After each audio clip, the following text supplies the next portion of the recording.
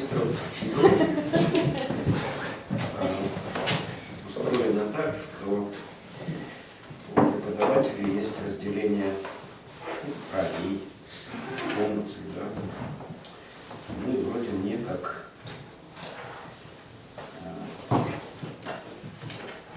заслуженного преподавателя выделена предметная область. То есть я с вами должен заниматься схемотехникой. Раз я должен заниматься схемотехникой, я, в общем, не должен заниматься воспитанием. Если бы я вел все один, то на меня бы сваливались все функции сразу. И учить знания, и воспитывать. А воспитание сейчас отдано на откуп вообще неизвестно кому. Кто отвечает? Когда папа Карло, когда никто. Когда папа Карло, когда никто. Вот. И опоздание — это, конечно, вообще большой грех в образовательной практике. Но, понимая, что все люди не равны, я знаю, что кому-то позволено опаздывать, простительно, кому-то нет. Как вы думаете, кому можно опаздывать?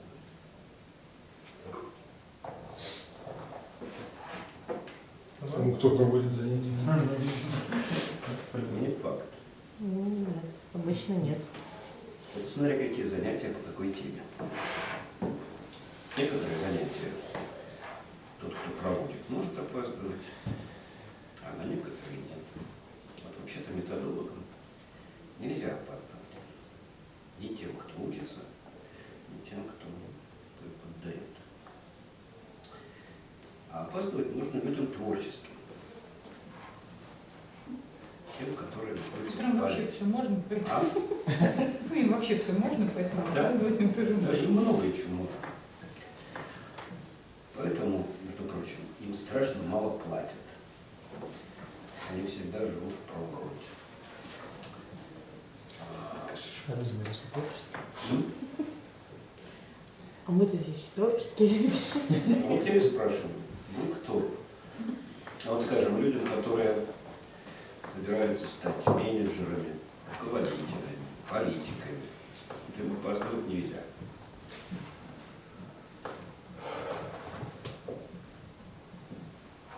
А магистры игры? Куда какие магистры игры? Никто не все. Тоже нельзя, все фишечки разберут. Поэтому я в затруднении. Вот в играх, да, там неявка рассчитывается как поражение. Но это же определенного типа игр.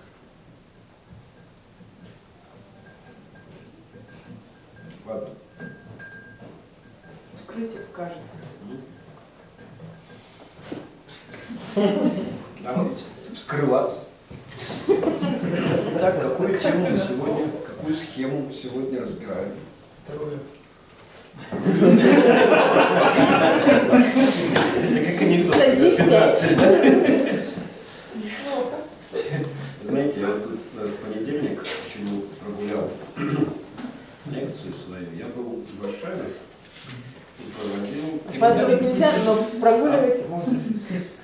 Нет, я прошу прощения, что не предупредил в понедельник, когда была последняя лекция, что не будет на этой неделе, поэтому уже попросил потом Галину Вячеславовну повестить об этом. Потому что этот тренинг был запланирован давно, просто выпустил на голову, что это не только меня касается, скажем так. Вот. Но я хотел немножко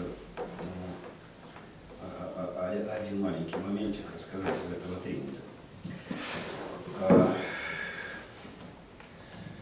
Вот, тренировались ведущие Белсата, в том числе среди там присутствующих, было как минимум 3-4 человека, которые, звезды не звезды, могут себя таковыми считать. По белсатовским меркам. Очень продвинутые, да, по белсатовским меркам люди. И когда мне предложили провести этот тренинг, просили, я думаю, что я вообще могу им сказать, и что я могу с ними сделать. Я подумал, что ну а что, я со всеми делаю одно и то же, в общем, и с ними тоже. Расскажу им про перформативную грамматику, а потом, значит, потренирую. Ну и с этим написал и успокоился. Потом лечу в самолете и думаю, блин, а как же я им это расскажу? Я перформативную грамматику и семиотику в курсе введения в теорию систем излагаю несколько лекций, работаю с этим. Да? А тут за один день, то есть с 9 до 6, там, эти занятия с перерывами на кофе, пауза и обед. Как я смогу рассказать, а потом еще и потренировать на это? В результате я им выдал схему игры, перформативной грамматики, там совокупительной, первокупительной силой, схему, которую вот сейчас я использую как базовую, да, с функциональными местами наполнения, то есть с подлежащим и сказуемым. И так импровизационно изобразил схему театра Дель-Арте. Вот я эти схемы выложил на доску, а потом мы начали тренироваться. И они проводят интервью, коммуникацию с приглашенным гостем в студию, и мы разбираем. Ну, все прошло, к концу рефлексии я их спрашиваю, ну и как? Усвоили вы эти схемы? И вообще, они вам хоть как-то нужны, пригодились и так далее? Вот они что мне отвечают? О, да, хорошая схема. Вы же их использовали постоянно, когда анализировали наши ошибки. Значит, они нужны. Ладно, а вы? Вопрос остался без ответа.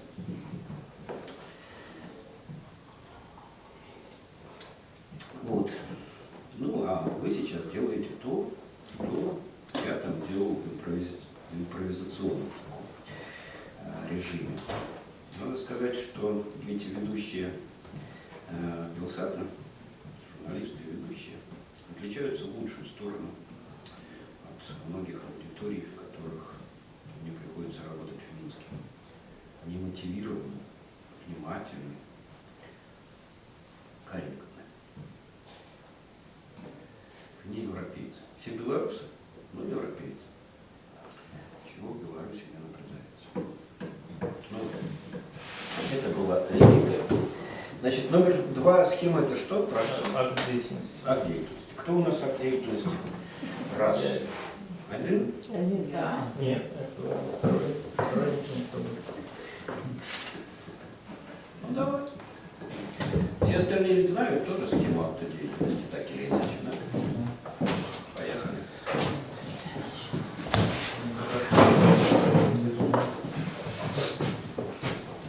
Ну, вспоминая акт деятельности, я бы хотел бы вспомнить первую схему, которую назвала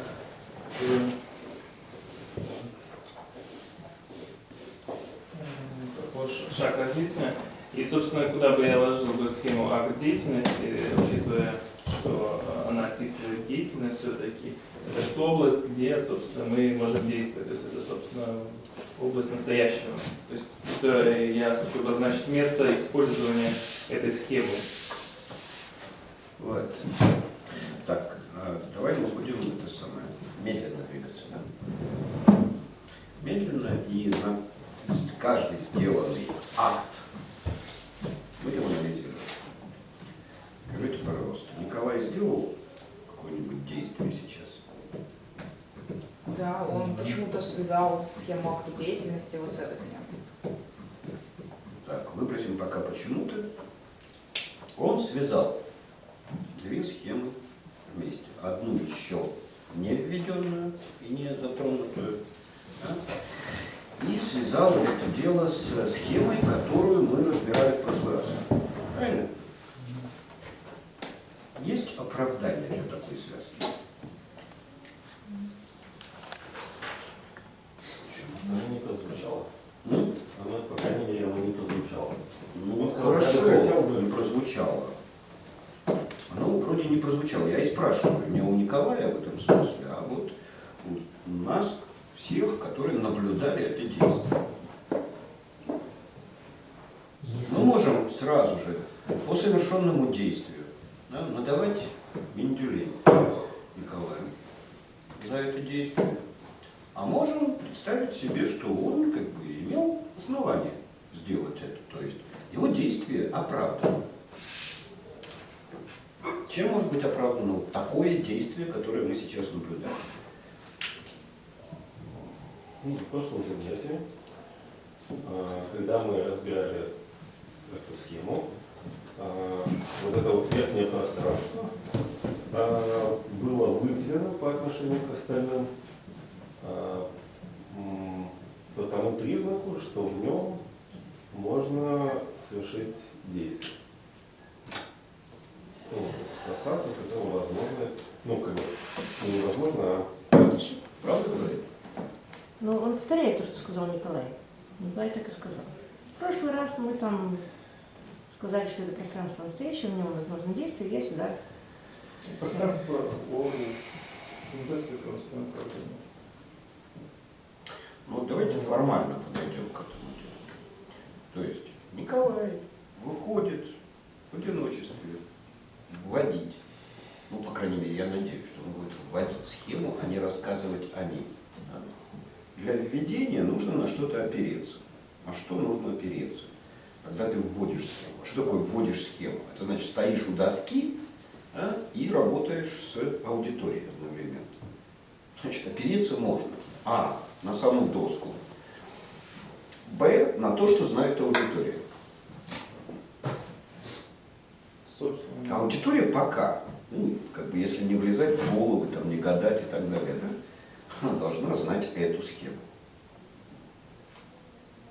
В этом есть полная оправданность того, что делает Николай. Ну, если только само разворачивание схемы или Как-то будет как-то связано с тем местом, куда он его кладет. А эта связанность с тем местом, она носит метафизический, онтологический характер, или она оказиональна. Вот я назвал оказиональный аспект. Пока в этой аудитории известно, ну, условно говоря, если не брать там, кто чего учил раньше там, и так далее, в этой аудитории в совместной деятельности известна одна схема. Значит, от нее можно отталкиваться. Это оказиональная связь. Да. Ну, если от нее действительно отталкиваться. Ну, пока он Пока сделал да. такой ход, как бы, что он будет от этого отталкиваться. Да. Но ни в коем случае на этом отталкивании, на этом оказиональном факте мы не можем связывать их метафизически. То есть, что одно выводится из другого по, по законам устройства мира. Или, например, что эта схема, эта часть, одна Да. из частей той схемы. Да. Да, я, собственно, это подразумевал, но не озвучено было мной то, что да, схемы напрямую не связаны друг с другом. Скорее всего, это такой оказиональный случай, что я связываю ту схему, которую сейчас я рассказываю, связываю именно с той схемой, которая была в прошлый раз. Да. И вот здесь нам нужно как тренировать. Мы сейчас будем разбирать схему, технику, введение схемы, анализ схемы там, и так далее. Да? Но нам нужно развивать еще и способность слушать. Способность слушания. Мы слушаем не как пассивная табуля раза, на которую перемещается все автоматически, что Николай рисует на доске. Мы сами работаем с доской. Но мы не выскакиваем на доске рисовать. Мы работаем с нею, слушая, понимая. В понимании должны течь одновременно. У нас несколько процессов, и мы за ними должны следить. И в этом смысле, если мы не можем найти оправдание действию совершенному, мы должны орать. Что делать? Если у нас есть достаточное оправдание этому действию, мы его в себе кладем и наблюдаем за действиями докладчиком доски. Дальше. Можем двигаться дальше? Действие оправдано, совершено, теперь что-то будет из этого вытекать. Ну еще одно действие было сделано. Была названа схема, которая будет вводиться. Ей дано наименование. Да?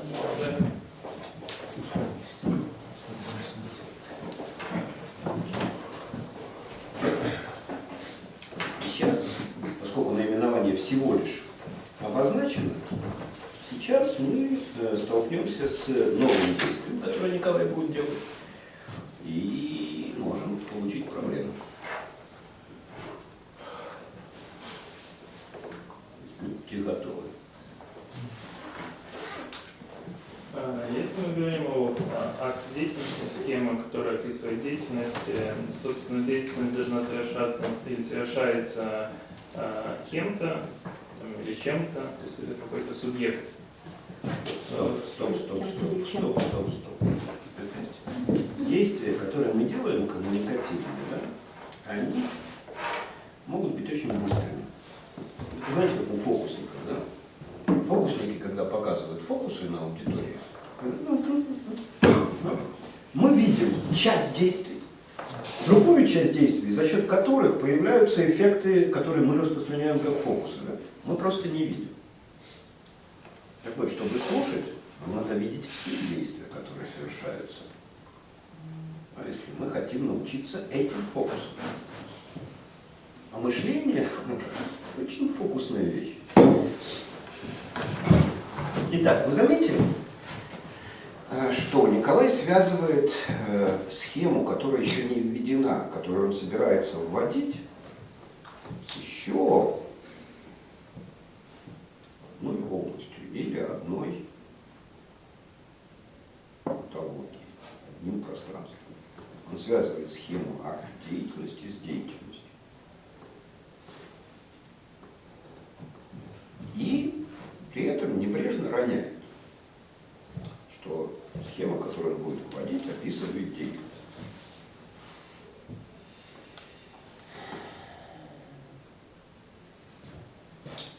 Если бы нам была известна схема деятельности, Она бы так и называлась, да? нет, можно было бы сказать, что ага, я отталкиваюсь от того, что вы уже знаете, и намекаю на другую схему, которую вы, может быть, тоже знаете, но пока как бы она не введена. Но я ввожу третью схему акта деятельности. Он же говорит, схема акта деятельности описывает деятельность. Насколько это правда? Ну, это будет правда, если я скажу, что любую деятельность можно разбить на, скажем, неделимые акты, которые можно описать, собственно, схемы, которые я хочу нарисовать. О, можно. Но нужно ли? И насколько вот это вот можно? Понимаете? Ну, можно танцевать на полу, можно танцевать на столе. Нужно ли танцевать на столе? Можно-то можно. Нужно ли?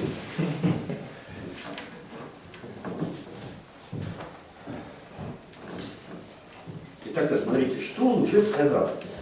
Он сказал, что любое нечто большое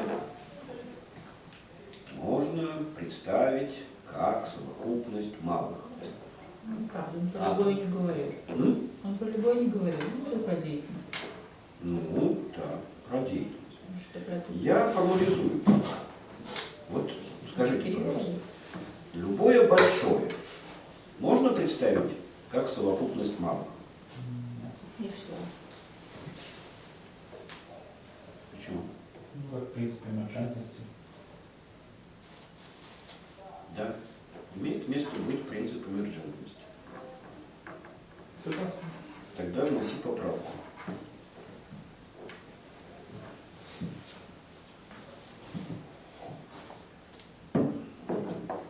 Но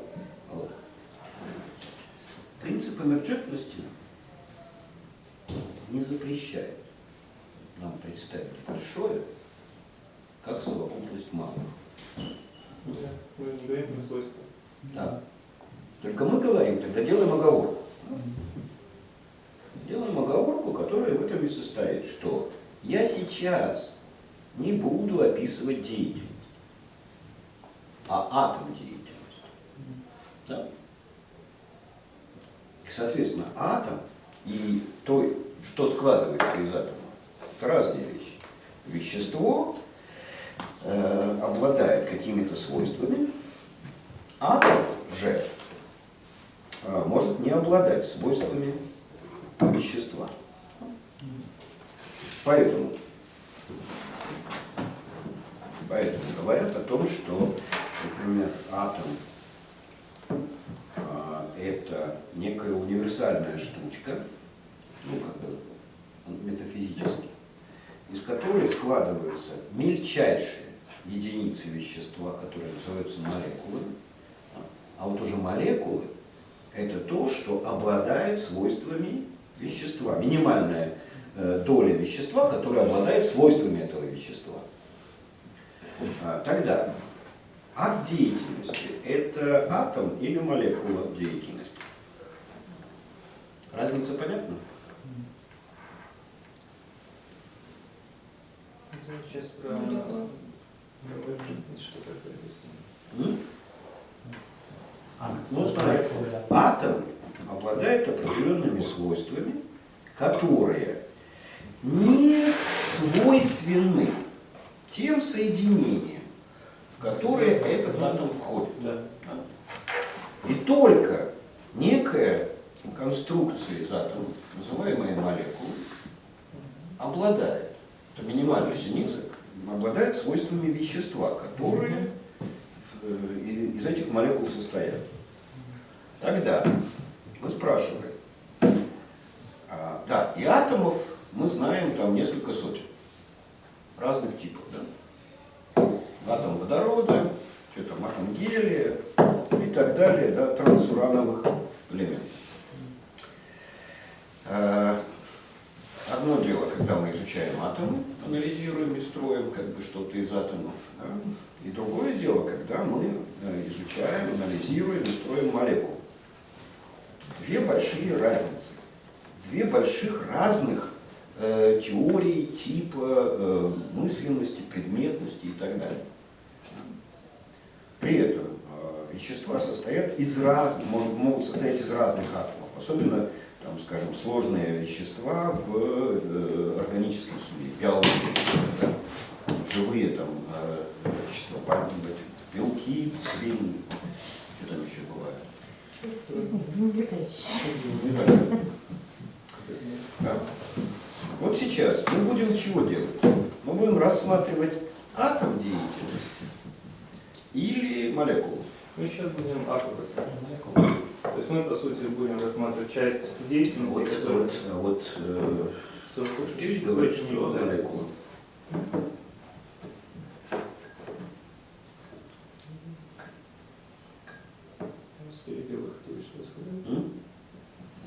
Нет, я хотел сказать, что мы первый шаг нашли оправданный. Твое введение, второй не очень. Второй представляется нам со Сташкевичем сомнительным. Я считаю, что все-таки атомы или молекулы. Молекулы. Обоснуй. Ну, я достаточно. Ну, у меня там есть как бы представление, я перевел сразу на проектную деятельность, да, там, где как бы, проект это как такой акт деятельности, это ситуация 1, ситуация 2, да, и как бы там какая-то конкретная задача, она, зачем ее рассматривать, да, там, не знаю, сделать информационное релиз, да, там, снять помещение, даже все не играет никакой роли. Ну, это как молекула, да, которая образует, как атом, да, которая образует молекулы, которым является проект. Вообще, как бы, категория, здесь сделать, там, снять, там, передвинуть стул, к примеру, нет смысла использовать какие-то схемы сложные. Поэтому, скорее всего, эта схема используется для более сложных процессов каких-то. Не физической, или деятельность не физической, а может ментальной. Любая.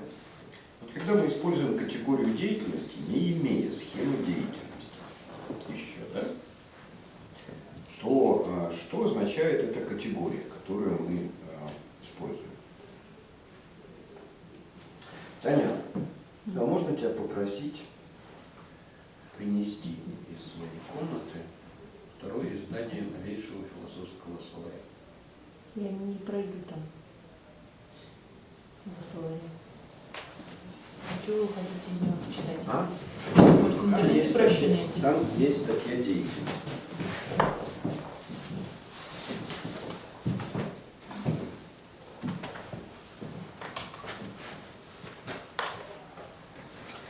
И эта статья деятельности начинается со слов, что деятельность есть один из наиболее общих и бессодержательных предикатов, которые мы приписываем всему, которые можно использовать в предложениях типа «все есть деятельность» или «все есть природа».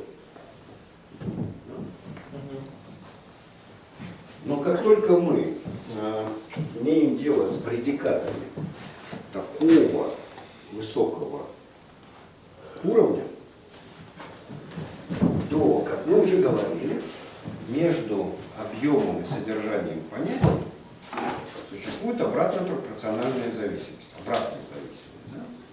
Чем больше объем понятия или категории, тем меньше в нем содержание.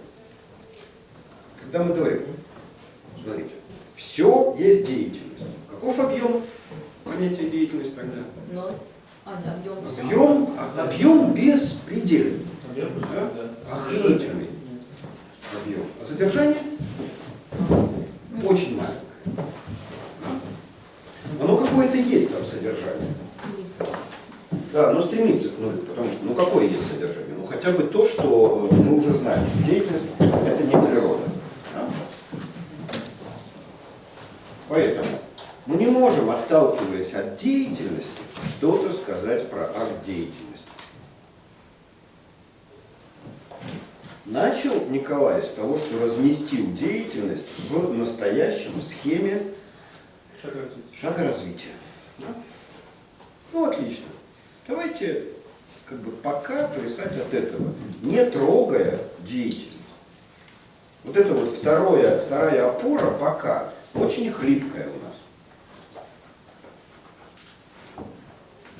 И тогда акт деятельности мы попробуем рассмотреть уже в дискуссии, как получилось, либо как атом деятельности. Вся природа состоит из атомов. Да? Может быть, и деятельность состоит из каких-то мельчайших единиц. Да? Мельчайших. Но тогда, чего мы будем искать в этих мельчайших единицах? Если мы, как Демокрит, впервые придумали такую категорию атом. Весь мир состоит из атомов, говорил Демокрит. Да? И тогда он наделял атомы какими-то свойствами, которые встречаются во всем мире. Поэтому мы говорим, атомы разные. Если мы говорим про цвет, например, да, видим в мире разные цвета, то и атомы различаются по цветам. Атомы различаются по твердости, которые мы тоже в мире видим. Да? Будем ли мы искать это в акте деятельности все? То есть все, что мы знаем про деятельность, а деятельность это все, можем ли мы искать вот это все в акте деятельности? Или, грубо говоря, как умный человек в капле воды способен увидеть океан. Можем ли мы в акте деятельности увидеть океан? Я думаю, да. Тогда это не атом, а молекула.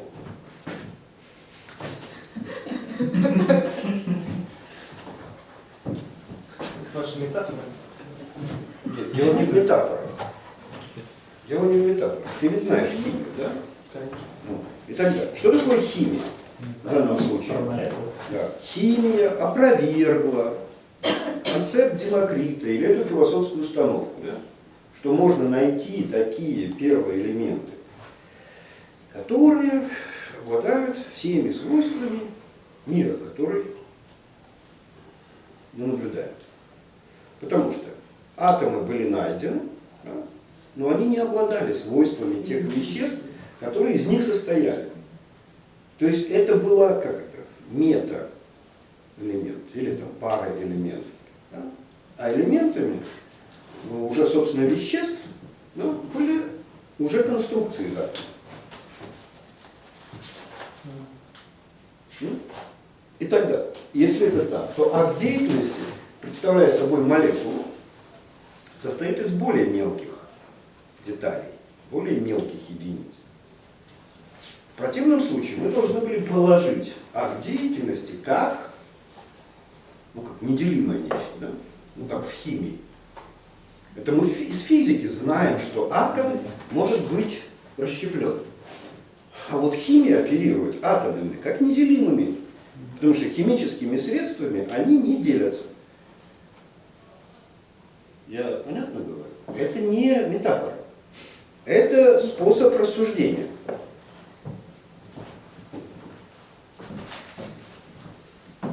Мы все-таки раз должны не только обозначать пространство, в котором мы располагаем то, что будем делать сейчас или вводить, схему акта деятельности, но и тот способ отслеживать, которым мы это вводим.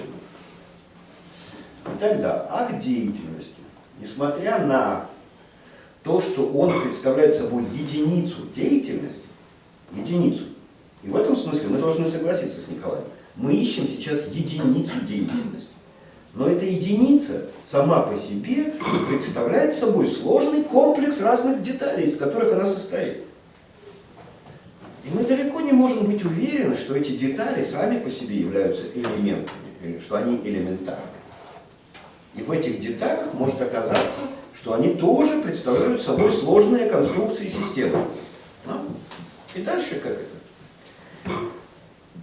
От молекул к атомам, от атомов к элементарным частицам, от элементарных частиц еще к какой-то там херне, мы можем двигаться. Да? Да, но вообще я хотел сказать. Отлично. Начать субъектом. Но это к тому, чтобы мы еще понимали, что ты будешь говорить. И если что, корректировали правильность твоего говорения.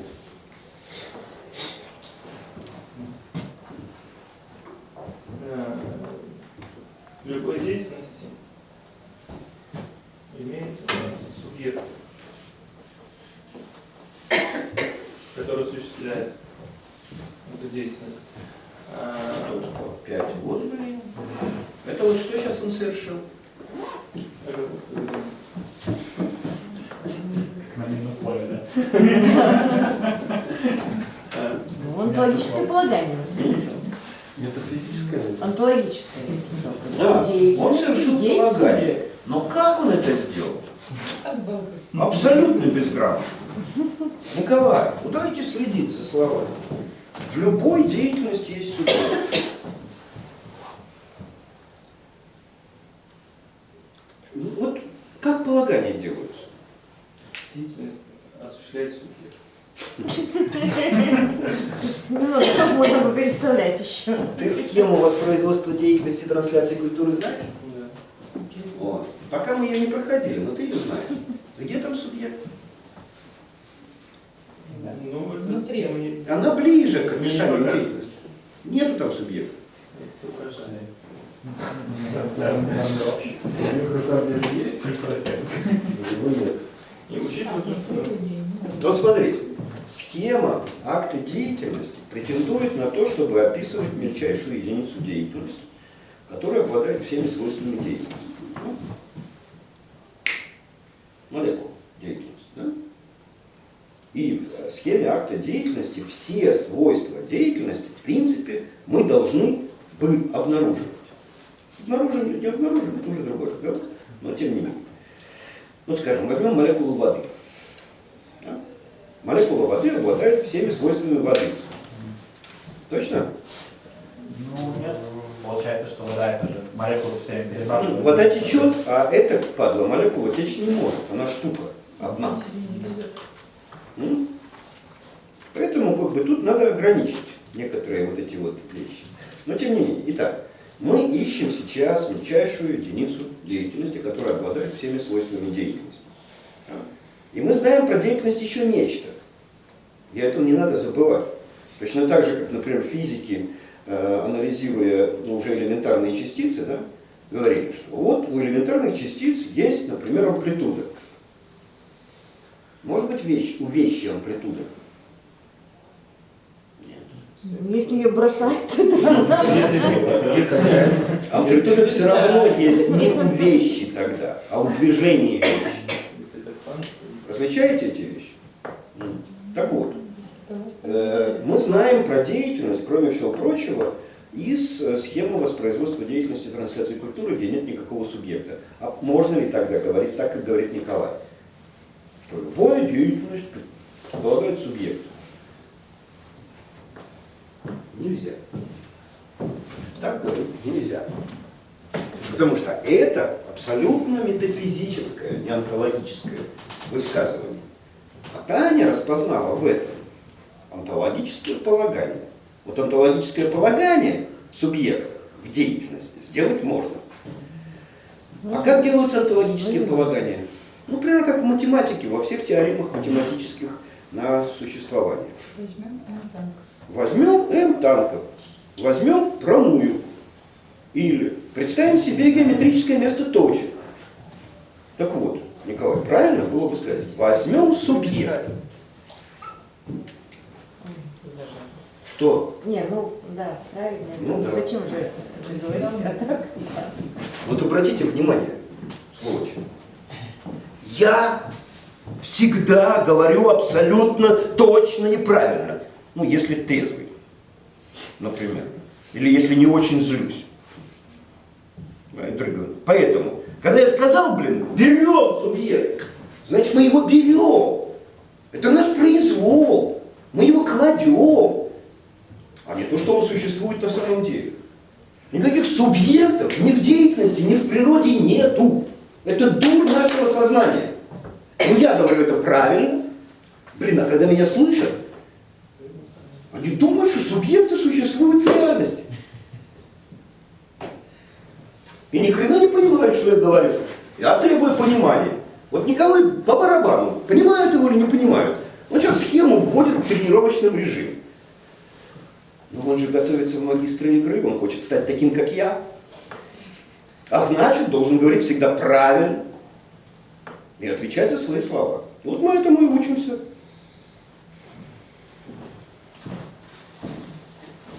Угу. Берем субъект.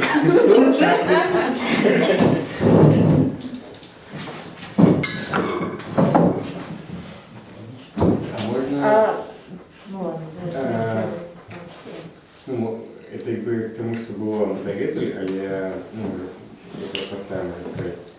Тобто ми кажемо, що узяти диферамс з молекулою, як той, що має властивості самого матеріалу, це аналогія зрозуміла.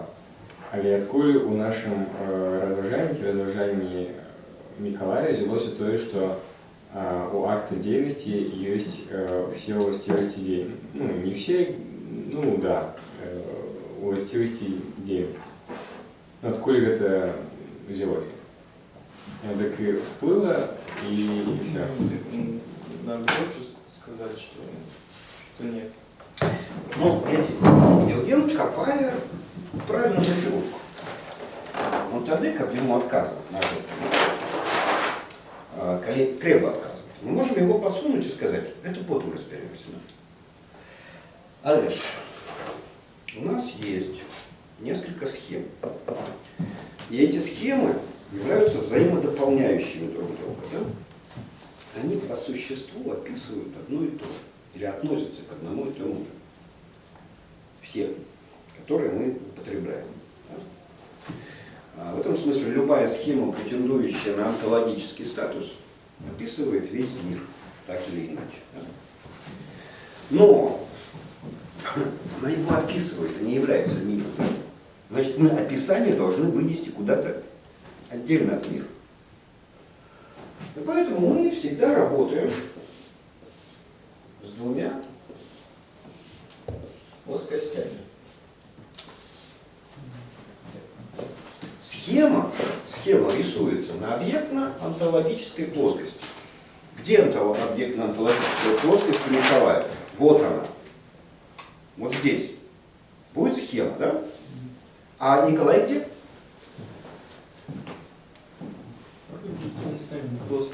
Он что-то делает. Вот с этой штукой, да? Смотрите, я его останавливаю на каждом шаге. Да? На каждом шаге. И ты сейчас его остановил. Ну вот спросив это, да?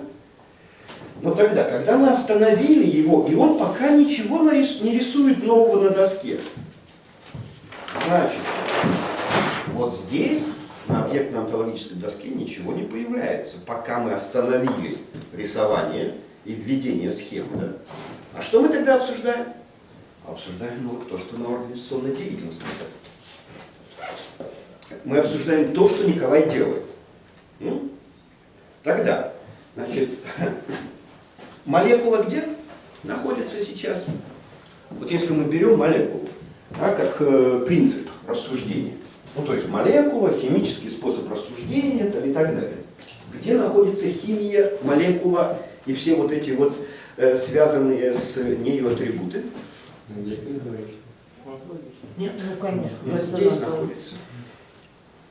Сейчас мы обсуждаем акт деятельности, апеллируя к химическому способу рассуждения.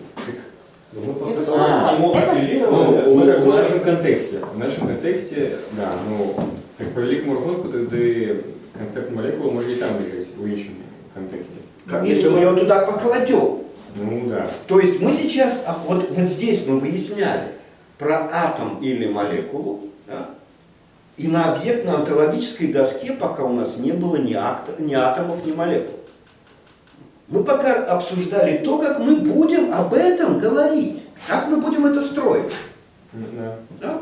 И вот тогда мы договорились, строить мы будем молекулу. Вот мы домовились. Ну, конечно. Так само покладаем. Да, Конечно, Сташкевич, да, усомнил совершенно справедливо, что акт деятельности это атом, да, то есть нечто неделимое. Ну да, так, ну, понимаете, как бы мы можем попытаться добраться до атомов. Я вот, если забегаю вперед, скажу, ну, например, цель. Да? Вот цель это уже ближе похоже на атом деятельности, чем субъект, например, в схеме акта деятельности. Потому что в схему акта деятельности цель тоже надо будет вводить, правильно?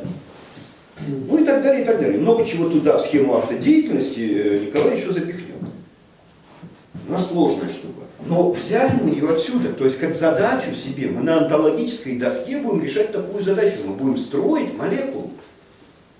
Ну, это вот такая задача, ну, окей. Да, это задачная штука. Ну теперь строить. Да? А когда мы строим, ну и тут уже тогда факультативное замечание, раз уж ты про это заговорил. Понимаешь, какая штука? Мы можем обсуждать гуманитарные проблемы. Субъекта ведь нету в природе, да? Там природа обходится без этой фигни. А субъект появляется в гуманитарном рассуждении. Мы говорим о человеческой деятельности там, и так далее. Но, обсуждая гуманитарные проблемы, мы можем пользоваться естественно-научным способом рассуждения. И тогда вот та дурацкая мифология про разницу между гуманитариями и естественниками, ну, нами должна быть презираема. Нету никаких отдельных гуманитариев и естественников в смысле рассмотрения того, что лежит на объектно-онтологической доске.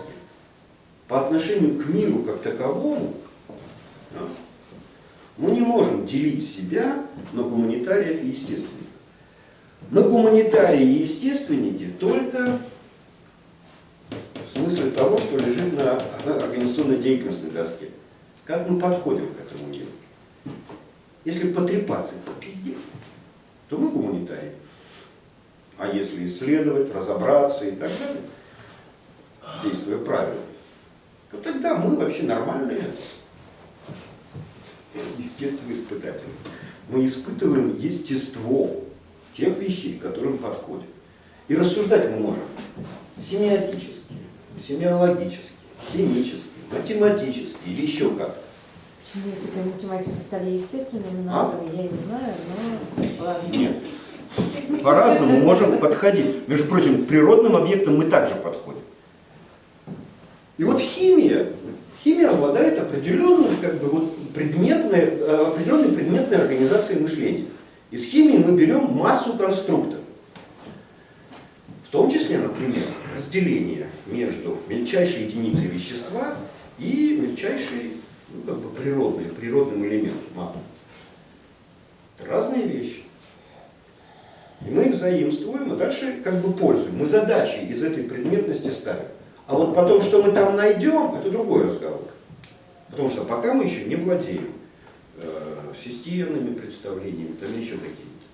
И они совершенно безразличны к тому, что такое естественные науки, гуманитарные и так далее. И так далее. Ну, коли уже намалевали эту схему, да, то есть сам акт покладання, да, антологічна, это фактично, ну, коли на схемах розібратися, то коли ми робимо акт покладання, є суб'єкт, да, то там, ну, не есть, а возьмем субъект, да, там, то мы фактично кладем его на объект на Объектно-онтологичный. Конечно, кладем, да. Вот уже даже нарисовал. Николай нарисовал на объектно-онтологической доске, да. Але то или час мы кажем, типа, мы его берем, или его типа нема. Ну, неизвестно. Ну, допустим, нема. Ну, я бездеятельность, да? Нема. Як. Ну, вот тут у меня как блуданина начинается. Ну, вот мы его берем, але... Ну, давайте тогда вернемся к некоторым понятным вещам. Вот смотрите, давайте осветлим такой небольшой. Мы с вами учимся на магистров игры, которые являются магистрами, специалистами, джедаями и кем там еще. Мышление. Про мышление мы знаем очень мало, включая меня, всех предшествующих методологов и так далее. Да? Мы только в самом начале исследования мышления. Оно началось-то всего 50 лет назад, всерьез. Когда Зиновьев, с одной стороны, точнее Щедровицкий и Алексеев предложили программу исследования мышления, а Зиновьев попытался ее оспорить. Вот с этого момента берет начало исследования мышления, серьезно. В исторических масштабах это, ну, в общем, ничего. Природу он сколько исследовал. Поэтому мы очень часто в исследовании мышления обращаемся к опыту исследования природы. И вот помните, я вам много раз рассказывал про Галилея, который наблюдал, как падают предметы, да? И говорю, вообще-то, они должны падать с одинаковым ускорением. Это что такое? Откуда такое вот дурацкое суждение у Галилея? Это цель организационно-деятельностной доски. То есть он говорит, поскольку разная скорость падения предметов на Землю ведет нас к логическим противоречиям, то мы не можем допустить разную скорость в мире. Мы должны взять одинаковое ускорение, что предметы падают с одинаковым ускорением. Это целиком противоречит наблюдению. Не видно, никогда такого Галилей не видел и видеть не мог. Аристотель за 2000 лет до него то, что видел, то и запостулировал. Предметы падают с разной скоростью на Землю, значит, их падение зависит от того свойства, которое мы наблюдаем, от тяжести тела. Да? А Галилей говорит, нет, они должны падать с одинаковым ускорением. Ну, сказал и сказал. Да? Глупость сморозил. К нему пристает и говорит, ну, Галилей, это же глупость. Он говорит, ребята, подождите. Берем вакуум. Да? Вот лист бумаги, он планирует. Да? Планирует где? В воздухе. А вот если бы не было воздуха, говорит Галилей, ну, ему же говорят, такого не бывает. Галилей жил в эпоху, когда про природу утверждалось, природа не терпит пустоты. Какой вакуум? В природе не бывает вакуума. Тогда Галилей спрашивает, подожди, природа не терпит пустоты. Про какой вакуум ты говоришь? Он говорит, ну представим себе. Ну представим себе. А? Ну отлично, представили, и Галилей нагородил целый трактат о двух новых науках механиков. по этому поводу. Что такое трактат? Фантастика. Трактат и трактат. И пока евангелисты речили, как дурак не полез в гору, потому что умный в гору не пойдет, умный в гору обойдет, а этот полез. Да еще тяжесть с собой таскал, ртуть. И открыл вакуум. Откуда он мог открыть вакуум? Может быть, до Торричелли тоже какие-нибудь придурки таскались в горы с разного рода сосудами. Этот полез и открыл вакуум, потому что он уже знал про вакуум. Он уже знал про вакуум от Галилея, который его придумал. Вот так все делается. Потом сейчас нам Николай Шуркевич нафантазировал какую-то херню под названием субъект. Мы ему позволим. Если он правильно все делает, то есть возьмем субъект. Или субъекты. Субъекты одушевленные или неодушевленные? Какой Какого возьмет, такого и возьмем. Как бы, да? И дальше послушаем его рассуждения на эту тему. Если он будет правильно рассуждать, мы не найдем ошибки в его рассуждении. Мы примем его схему. Потом, приняв его схему, пойдем с этой схемой в гору, как Торричелли. Искать. Искать субъекты.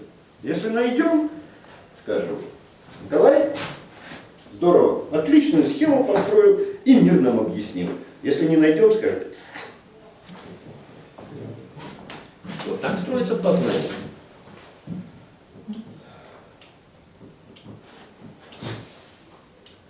Ну, Просто физически видно, какой у Гена мысль шевелится. Згодом зрозуміло, але ще одне питання є на конт того, що ось коли вертаться до попередника про молекулу, да, то есть, ну, не молекула, то есть, что мы берем акт, мы строим такую штуку, яка там має всього життєдіяльності, і починаємо это там, ну, робити, покладати і так далі. Ось. Но це було після. І коли Миколай вийшов, почав нечто робити, і він почав так, ну, з бухти-барахти, ну, нечто малювати, да? И тут, а это же тренировочный режим, и тому, когда мы так декомпозировать, то с чего вы повинны начинаться введение схемы.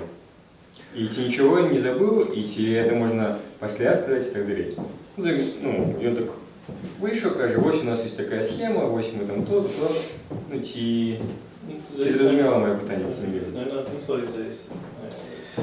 Ну, смотри, это от многого зависит, да, но мы тут как начали это обсуждать. Правильность его первого же хода, да? Когда он нарисовал вот эту штуку. Причем очень хорошо, что он нарисовал ее бледным фломастером. Потому что он сделал здесь? Он проапеллировал к тому, что мы вроде бы вместе должны знать. Ну, это вообще вот правильно было бы начинать всякий раз, как Евклид. Да? Когда вот свои начала писал Евклид, он начал с самого-самого начала. Положил самые фундаментальные вещи мышления. Да? Он говорил, что через каждые две точки можно провести прямую, и причем только одну. Параллельные прямые не пересекаются. Ну и так далее. Сформулировал ряд постулатов, да? Или аксиом Евклида. Вот он начал с самого начала. В принципе, любое онтологическое введение, построение какой бы то ни было онтологии, надо было бы начинать вот с этих вещей. Но мы не можем этого себе позволить, потому что, ну, когда мы не сдвинемся никуда практически. Только в ограниченном учебном режиме, и то не всегда, мы можем попытаться настолько замедлить рассуждение, что почти вот как Евклид рассуждает. Почти. Ну, я трохи не про то, а про то, що коли Евклид там покладав свої, там, починав з самого початку, і чим займався? Він займався там, філософством, да? Тобто він про нечто невідоме починав розважатися. А коли ви покладали схему на тренінговий понеділок, ви ж якби їх, ну, их покладали не просто как там разважать разом у землі, а как бы их оснастить там, нечем там, этими схемами. И в этом плане как бы у вас и у Евклида ну, разные задачи. А ось у тобі... Это на тим тренінгу у Понятає, да. Да. А тут-то ми на іншу зовсім. Ну, я тоді і питаю, ось у Миколая тоді в якому режимі він працює? І хто тут зібралися всі, якби, ну, і, ну, як відноситься до того, що він робить? А он субъект Точно вообще. вообще философия. Вот он положил сюда субъекта, да? Вы будете его из него строить, а сам он субъект. Ну, можно взять его субъекта, поглядеть на его век. Я думаю, это будет большая натяжка. Ну. Он всего лишь мой инструмент. Какой он субъект? Я субъект. Ну, допустим.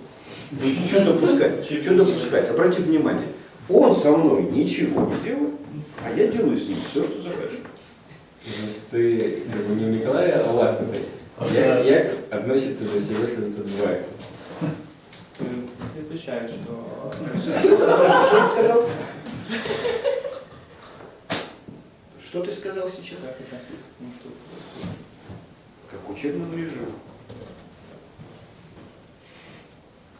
Учебному режиму, який допоможе нам потім займатися філософством, ровно як і уведением яких рабочих схем. Ну, как бы заниматься мышлением и при этом позволять себе все, что может позволить себе мышление.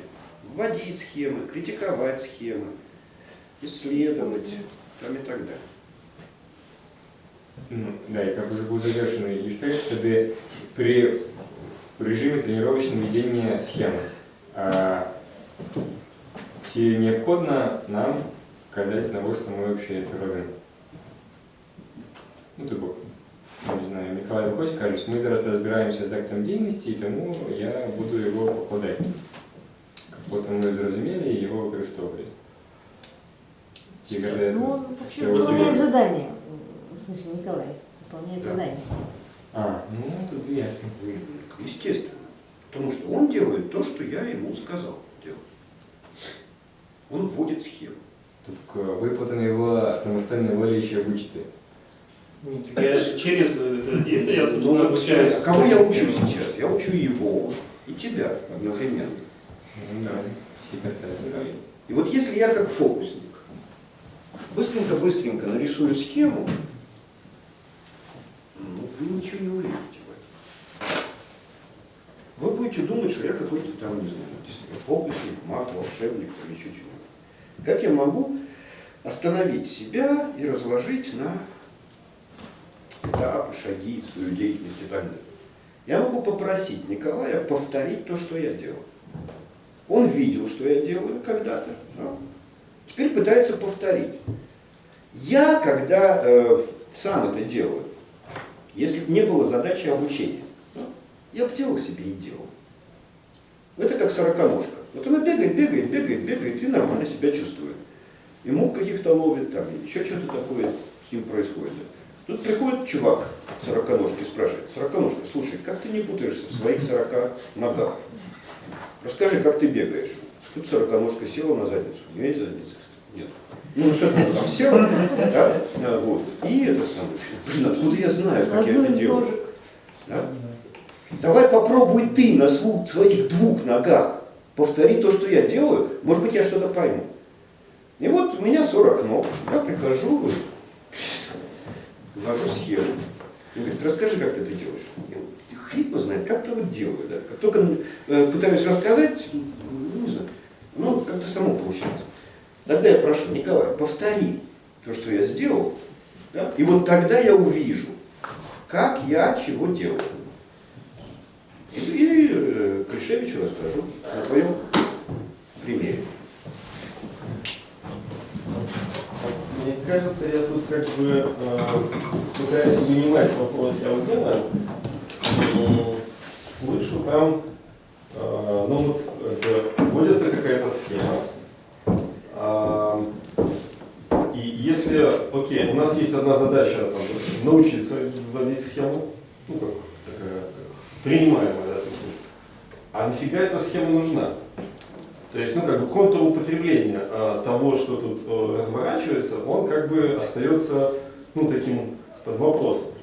И тогда мы попадаем в такую дидактическую как бы обманку, как детям говорят, учите математику, вам потом, ну как бы в жизни пригодится. И вот как бы я вот как взрослый уже, как бы не готов верить. Да, это вот я так понял. Да, так нет, а я знаю это давно. Поэтому он, кстати, опаздывает на занятия. Мотивация у него такая очень смешная по этому поводу. Да? То есть вроде бы, блин, ну как бы интересно. Да? Как это вообще? Ну вот к моей жизни какое-то отношение имеет. И вот он ходит по Минску, да, и говорит, блин, есть там крутые бизнесмены, которые там делают, ну, имеют охранительное влияние в стране. Классно было бы у них поучиться. Например, тоже хочу влиять что-то в стране. Но они же не учат никого. Они своим бизнесом занимаются. А вот еще есть какие-то там философы. Тоже какую-то херню такую творят, в общем, влияние какое-то имеют. Может, у них поучиться. Они учат. А дай-ка я приду поучусь. Но он же себе на уме, у него же свои задачи какие-то есть. Поэтому он приходит и глазеет, да, интересно, я могу это употребить в своей деятельности? Не можешь. Почему я всегда говорю, слушайте, не корчите вид, что, блин, толока это похоже на АГТ, например. Совершенно другие вещи. Но почему-то так складывается, что не я хожу учиться у вас в толоку, хотя вроде бы там можно подумать, что вы гораздо успешнее, чем я. А вы приходите. Но только не грузите меня своими проблемами. Раз решили прийти сюда учиться, отвечайте себе на эти вопросы. Меня это очень мало волнует. Пришли, будьте добры, блин, не опаздывать. И внимательно следить за тем, что делает мой инструмент. А нет, валите отсюда нахер. Идите вон у Зисера учиться. Или кто там еще? Кислый. У Кислого. Номер 1. Ладно, Иван? Отлично, тогда поехали. Назрела необходимость ввести еще один элемент схемы. А подождите. Тогда возвращаемся к тому, что ты субъекта уже ввел. Тогда, ну как бы, ну мало того, что он успел нарисовать стрелочку, он еще успел сказать, что пусть это будет субъект, и нарисовал какого-то чела с какой-то штучкой снизу. Вообще следовало бы тогда, ну, как бы объяснить, что это. Да, он торопится, потому что, видите, на что я пытаюсь остановить, а он уже тут, он что нарисовал? Мало того, что он успел сказать субъект и это сам, так он еще и стрелочку почему-то нарисовал. Но вернемся к субъекту. А что значит, там, положим в деятельность субъекта? Субъект это что, кто? Одушевленный, неодушевленный, зачем у него снизу вот фигня? Это вообще 2 элемента или один нарисован? Да, 2 элемента или один нарисован. Это нимб какой-то, который слоен. Снизу. Это основание деятельности. Но вот Таня Мне не права. нравится вообще. Вот скажите, пожалуйста, вы знаете, когда субъект вообще появился? Да, в романтическую эпоху. Какой? В романтическую, после Средневековья. Да, а почему раньше не было? Потому что все было хорошо в той жизни. Культура была и деятельность. Никакого тебе субъекта. Традиционное общество. Все Ну, воспроизводится. я бы сказал так, тогда субъект подозревался под другим именем. А, да. Ну, или так. Да. Тоже мне творцы мелкие. Под субъектом тогда подозревали Бога. Ну, или одного из богов, или... Да, подозревали Бога в субъекте. Подозревали Бога в субъектности, да.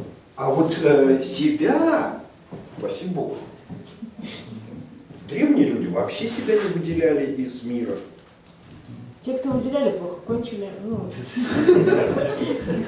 Ну, у них зеркал не было, да? Быстро. Потому что если представить себе Сейчас вот здесь мы химическим этим способом рассуждения пользуемся, но раз уж Таня заговорила про это, я напомню, что тут надо остановиться, да? Я попробую биологическим способом рассуждения. В биологическом способе рассуждения есть так называемый биогенетический закон, который гласит, что индивидуальное развитие организма, ну, индивида, да, повторяет эволюционное развитие. То есть онтогенез повторяет филогенез. И вот когда ребенок начинает осознавать себя чем-то похожим на субъекта, когда научается видеть себя в зеркале, до того, как он научается это видеть себя в зеркале, что в зеркале это он, до этого никакой субъектности у ребенка нет. Но это ребенок. Да? Ребенок научается видеть себя в зеркале, ну, не в первые месяцы и недели жизни. Это где-то там, в районе года, когда он осваивает первые слова, там начинает вести себя соответствующим образом. До этого он не видит себя в зеркале. Ну или, по крайней мере, он видит что-то в зеркале, но не соотносит это, что это он. Поэтому, чтобы увидеть себя человека, увидеть себя субъектом, нужно как-то обустроить этот мир, он должен быть как-то обустроен. Не бывает субъекта без объекта.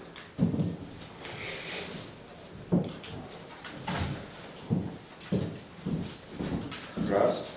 А во-вторых, мысли себя частью мира, то есть объект, нужно еще сообразить.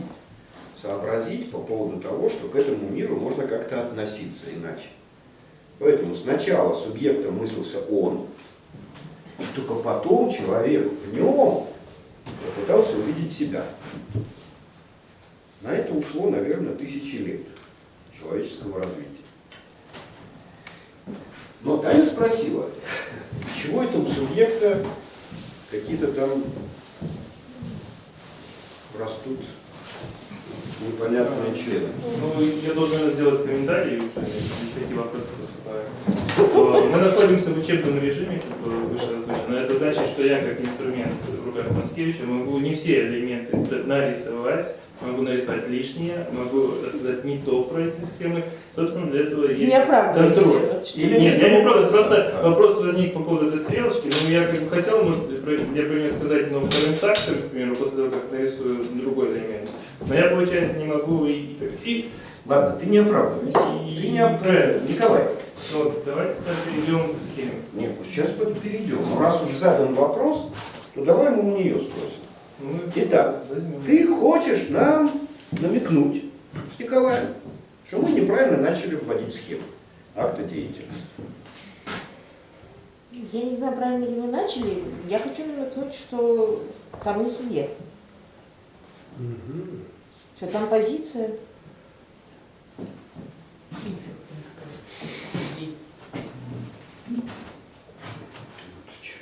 понимаешь? Какие затруднения? Если вы хотите ввести, ну, то есть если вы ответственно вводите там субъекта, хорошо, тогда мне нужно понимать, что вы имеете в виду. То есть это нечто, имеющее волю, ну, я не знаю, то есть какие-то эти характеристики вот этой вот фигни. Я с тобой соглашусь.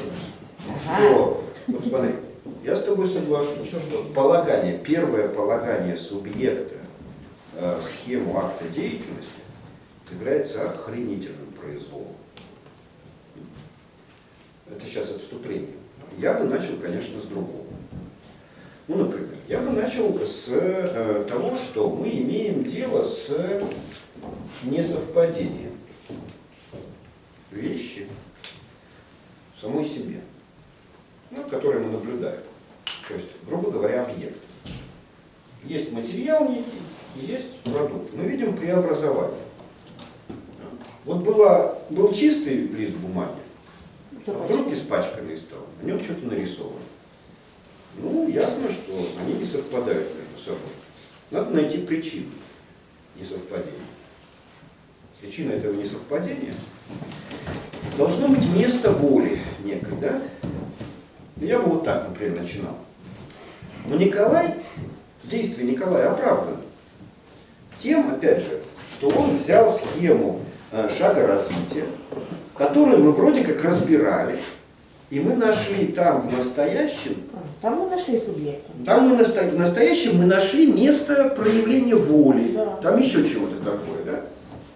Поэтому он намекнул вам, что я начну, отталкиваясь от того, что мы знаем.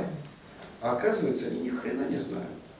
Ни хрена они не усвоили схему шага развития.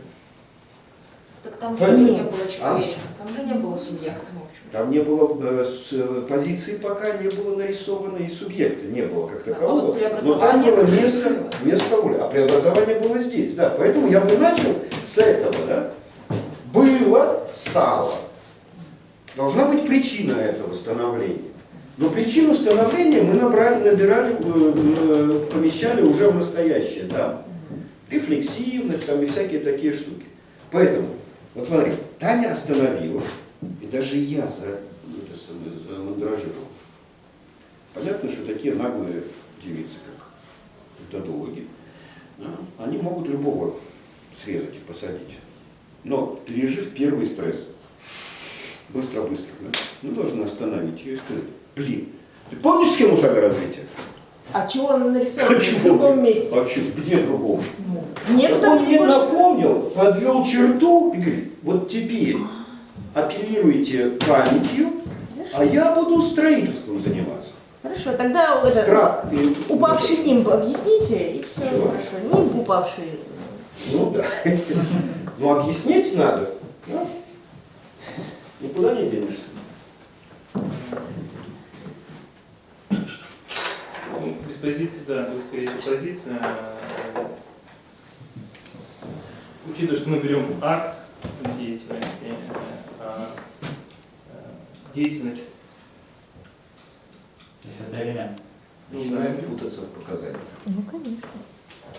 Потому что научили плохому. Вот обрати внимание. Преодоление страха и стресса от неприятного вопроса. Ну, плохой вопрос, ну, неприятный. Он останавливает рассуждение. Понимаешь, ты вот рассуждал одним образом. Если бы этого вопроса не было, все было бы в порядке. А тут один раз, и надо менять ход рассуждения. Ничего не поделаешь. Ну, тогда, чтобы поменять ход рассуждения, надо думать, мыслить. И признать: Таня, ты права. Я имею право, апеллируя к памяти прошлое, начинать с введения субъекта. Но в чем твоя правота? Не бывает субъекта без объекта. Не бывает. Мы произвели первую дихотомию. Тогда мы должны поделить мир на объект и субъект. Вот так, по крайней мере, делали философы не такие уж древние. Ну, так, Шопенгауэр, там, эти, эпоху просвещения, если вспомнить, все французы так делали, эпохи просвещения. Эмпирики английские так делали. Они вводили субъекта,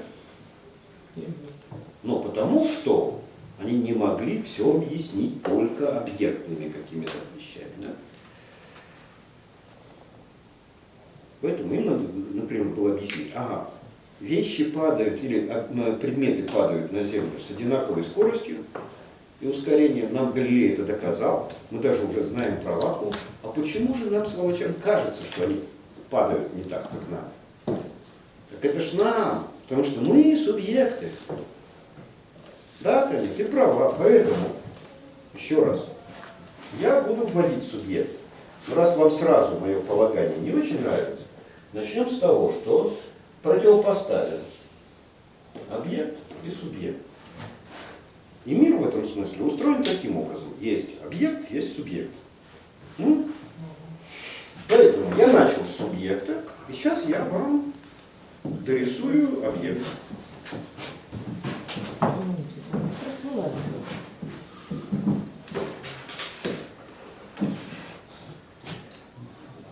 каким является материал, который направлен, ну, стрелочка пока контрабанды. Обе. Ну, вторая стрелочка — это то, что в ходе каких-то манипуляций материал превращается в продукт. Ну, я, честно говоря, вот взял такой старт, немножко подустал. Я вообще старый стал и уставать быстро стал. Поэтому давайте помогайте мне устанавливать Николая, да, и разбирать шаг за шагом.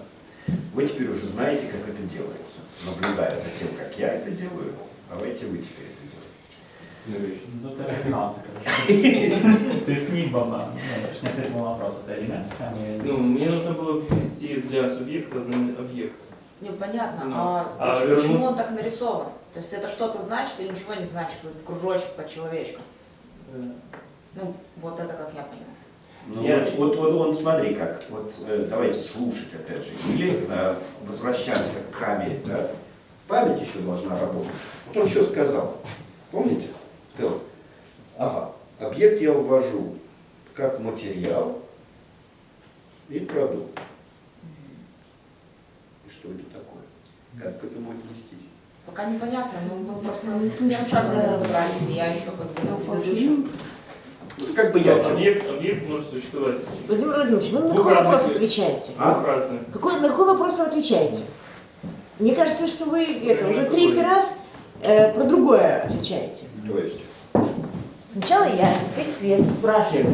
Давайте я к этой самой Пробуйте. позиции, я вернусь к этому. Пробуйте. Давайте я к этому вернусь, потому что я... Этого вообще нету. Я не знаю, откуда это взял. Ну, я знаю, что вы не знаете. Я зачеркнул. А?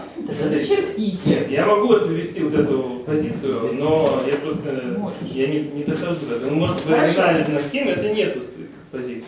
Я как бы плохо помню оригинальную схему, я ввожу те элементы, которых я помню, я сразу сделал оговорку, что я что-то лишнее, возможно, и то, что-то не лишнее. И что-то новое. Ну, это отмазка, в общем, Нет. ну... Ну, я вообще, наверное, Ну, тогда как бы снимем этот вопрос. То есть этого нет. Ясно. что мне рассказать про... Это все вместе. Все, это такая, Вот, да, упавшая мечта. Человек на колесе. Человек на Это колесе. все вместе.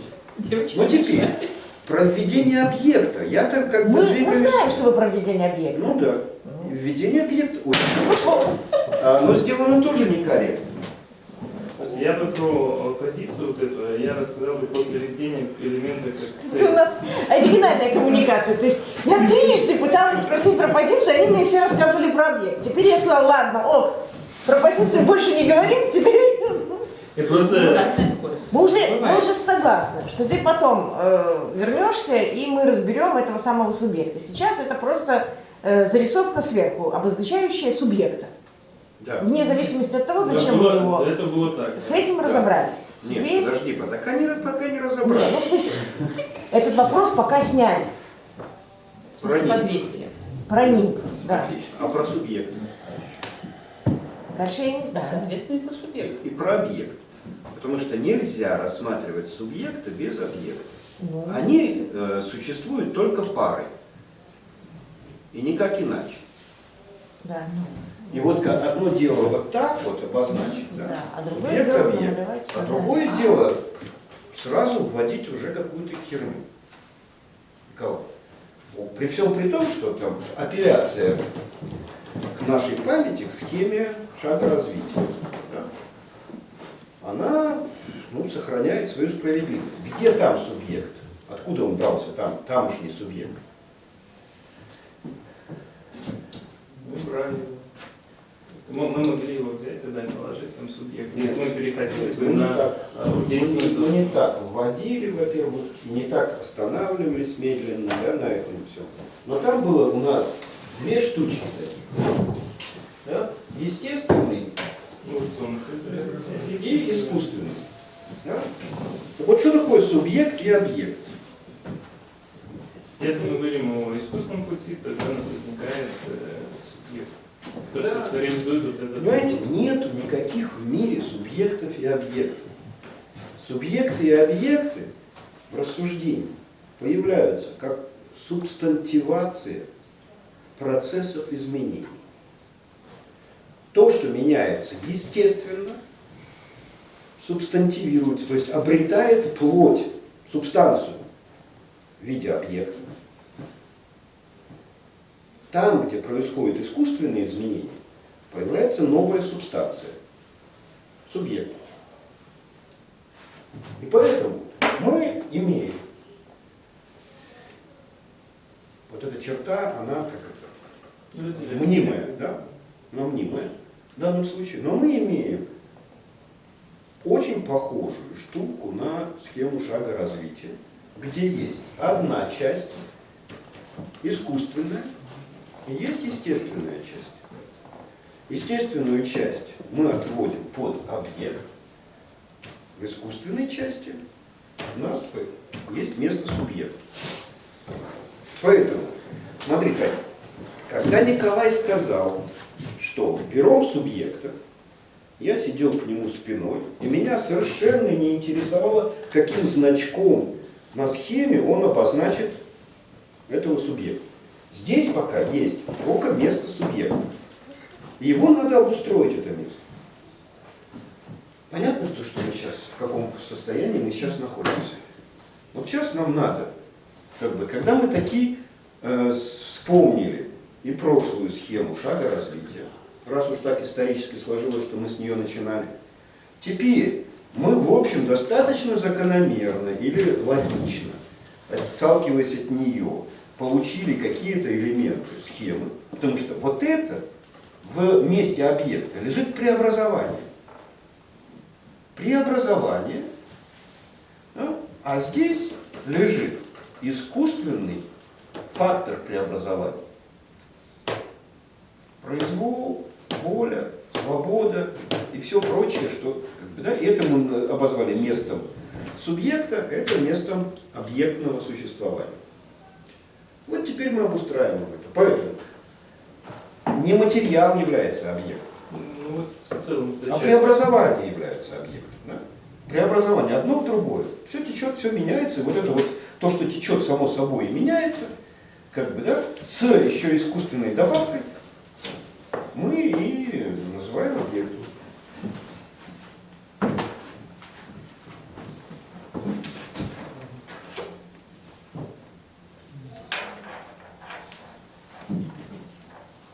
Дальше что?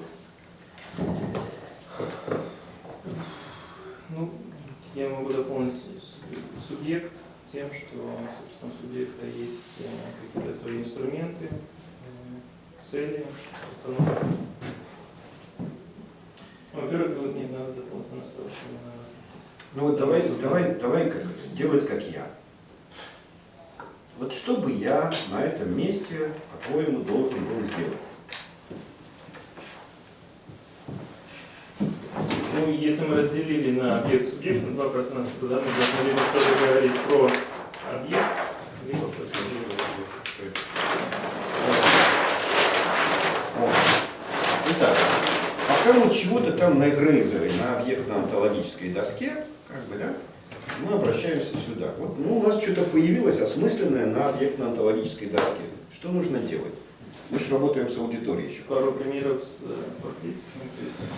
Ну, нет, я бы спросил, безотносительно к тому, что на объектно-онтологической доске, понятно ли, что нарисовано на объектно-онтологической доске? Вот у нас я перерисовываю с той доски. Да? Вот что у нас имеет место быть на доске.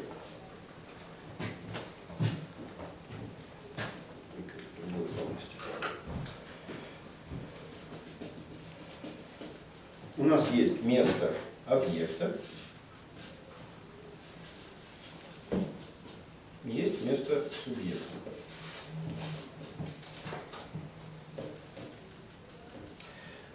То есть пространство существования субъекта искусственного и естественного как модусов существования. Да? И мы что должны сделать, если это понятно? Это понятно? Да, спрашиваю. Это понятно? Да. Да? Отлично. Теперь надо найти хоть какую-то связь между этими двумя вещами. Если мы говорим, идем естественным путем, искусственным путем, значит, субъект должен производить какое-то воздействие на объект. Вот это воздействие, собственно, и обозначается стрелочкой, которая была втянута в прошлой схеме контрабанды. Вот теперь мы можем уже ускоренно вводить целый ряд там всяких элементов. Понятно, что как бы естественные преобразования не осуществляются сами собой. Булки не растут на деревьях. Говорят, есть хлебное дерево, но даже из хлебного дерева надо что-то сделать. Без человека не бывает машин, компьютеров, фломастеров. А чего еще не бывает? Не бывает онтологии. Онтологии, то есть то, что описывает устройство мира, это все делают люди. Или то, что является, обзывается субъектом, да, то, что обладает волей, да, соответствующими средствами, инструментами. И тогда мы рисуем вот эту стрелочку как фактор как бы естественных преобразований. Почему как бы естественно?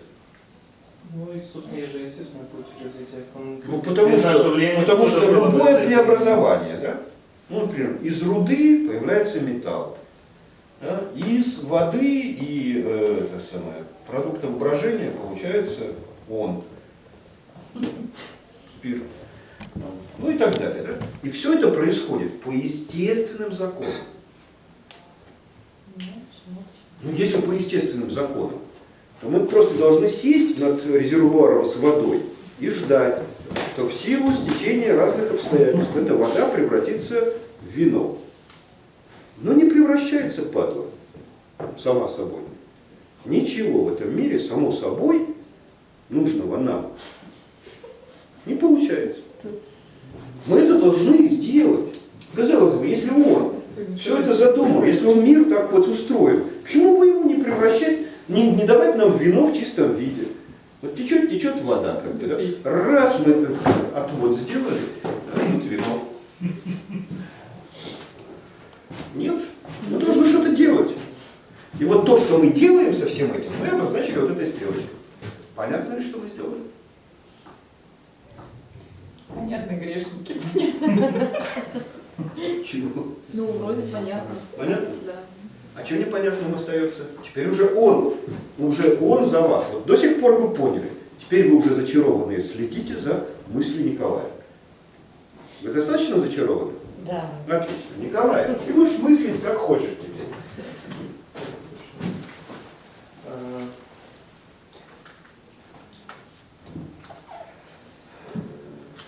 Надо сказать еще про субъекта, что все-таки субъект, он не от балды осуществляет какие-то действия. От чего? Не от балды, а от чего? А все-таки есть какие-то цели,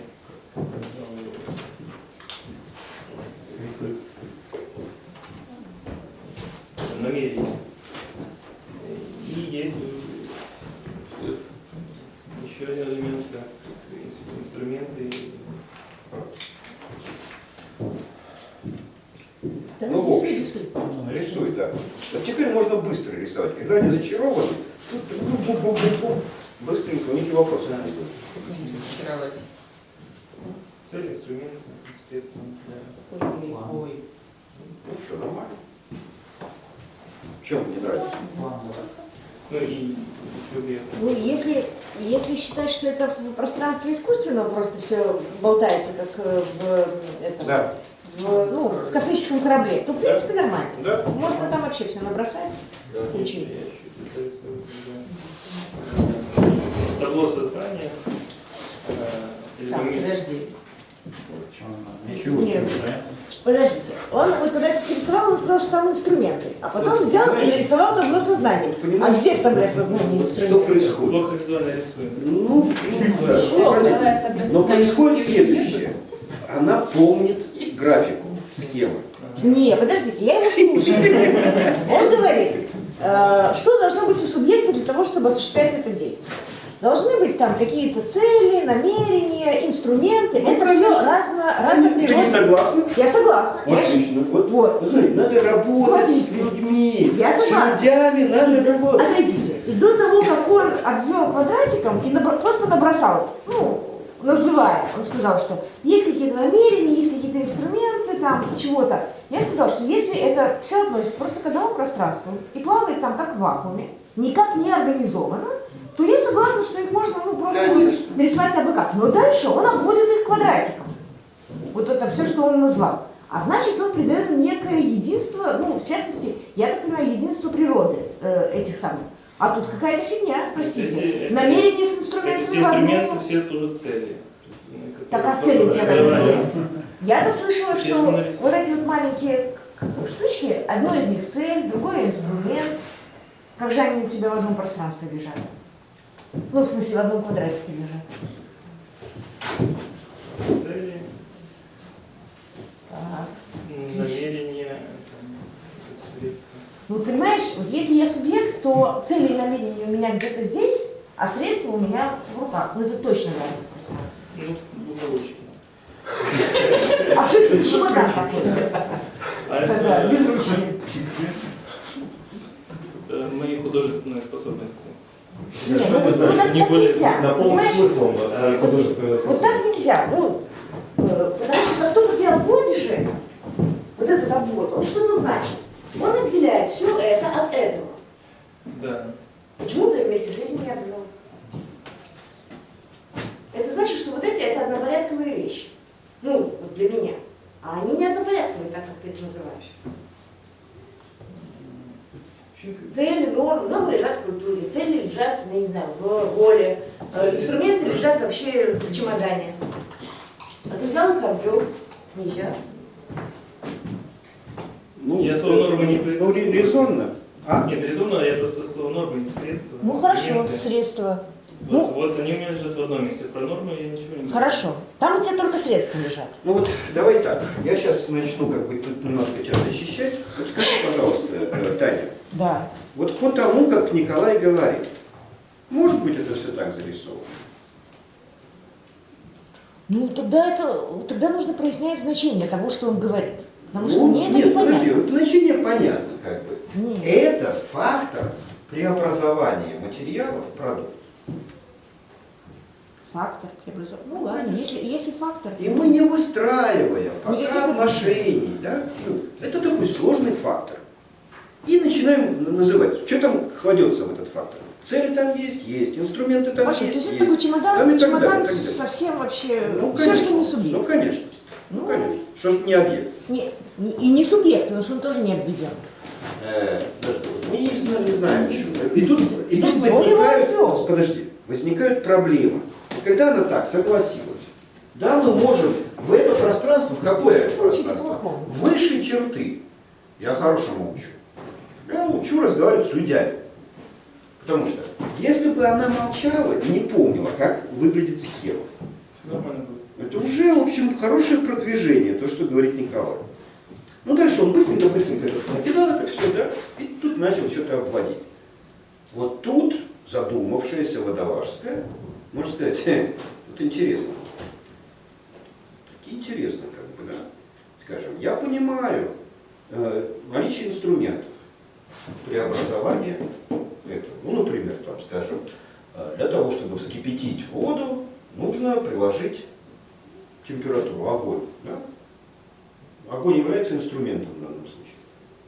Но понятно, что инструмент сам по себе ничего не кипятит. Должен кто-то еще совместить, да? Огонь, температуру, материал, продукт там, и так далее. Да? У тебя это одно и то же, все одинакового порядка, что ли? Вот как только она такое сказала, тут тебе надо подумать, эти порядки надо развести между собой. Инструменты, ну и воля, например, да? Да. Совместить огонь с водой, чтобы получился кипяток.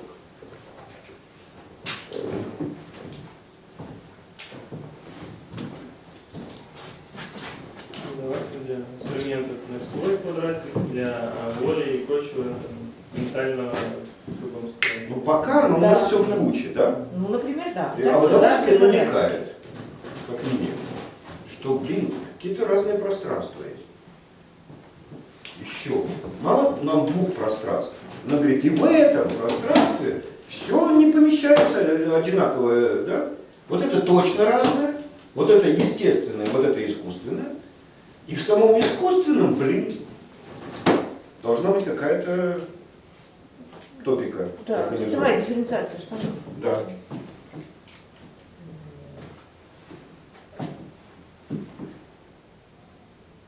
Наверное, это было сознание. Я просто сейчас затрудняюсь. Нет, я понимаю, что... Ну вот смотри, Ну, давай, а ты не затрудняйся. Первое, ты сказал. Как говорил старшина в армии, да? Головное не стять. Ну ты не сцы, блин.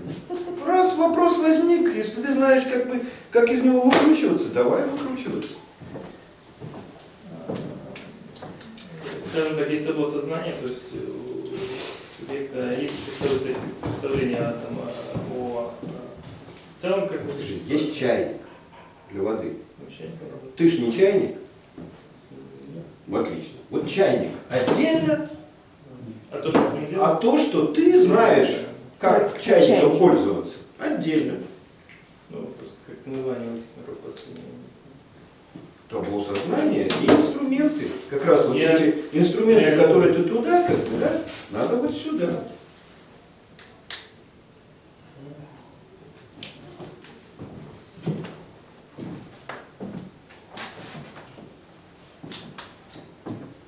Я как бы разделил условно внешняя среда, где у нас находится внутренняя среда, как бы понимание ситуации.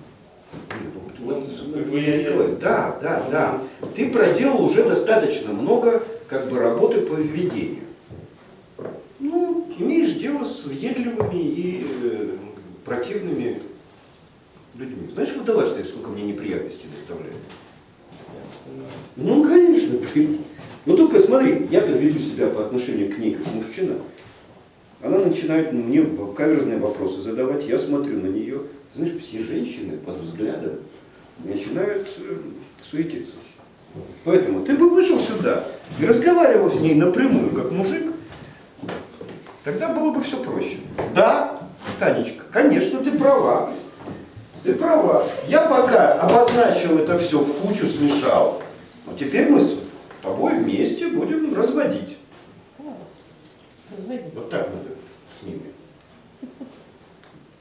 А ты что Ну, делаешь? я события на интерпретацию. Вот зря.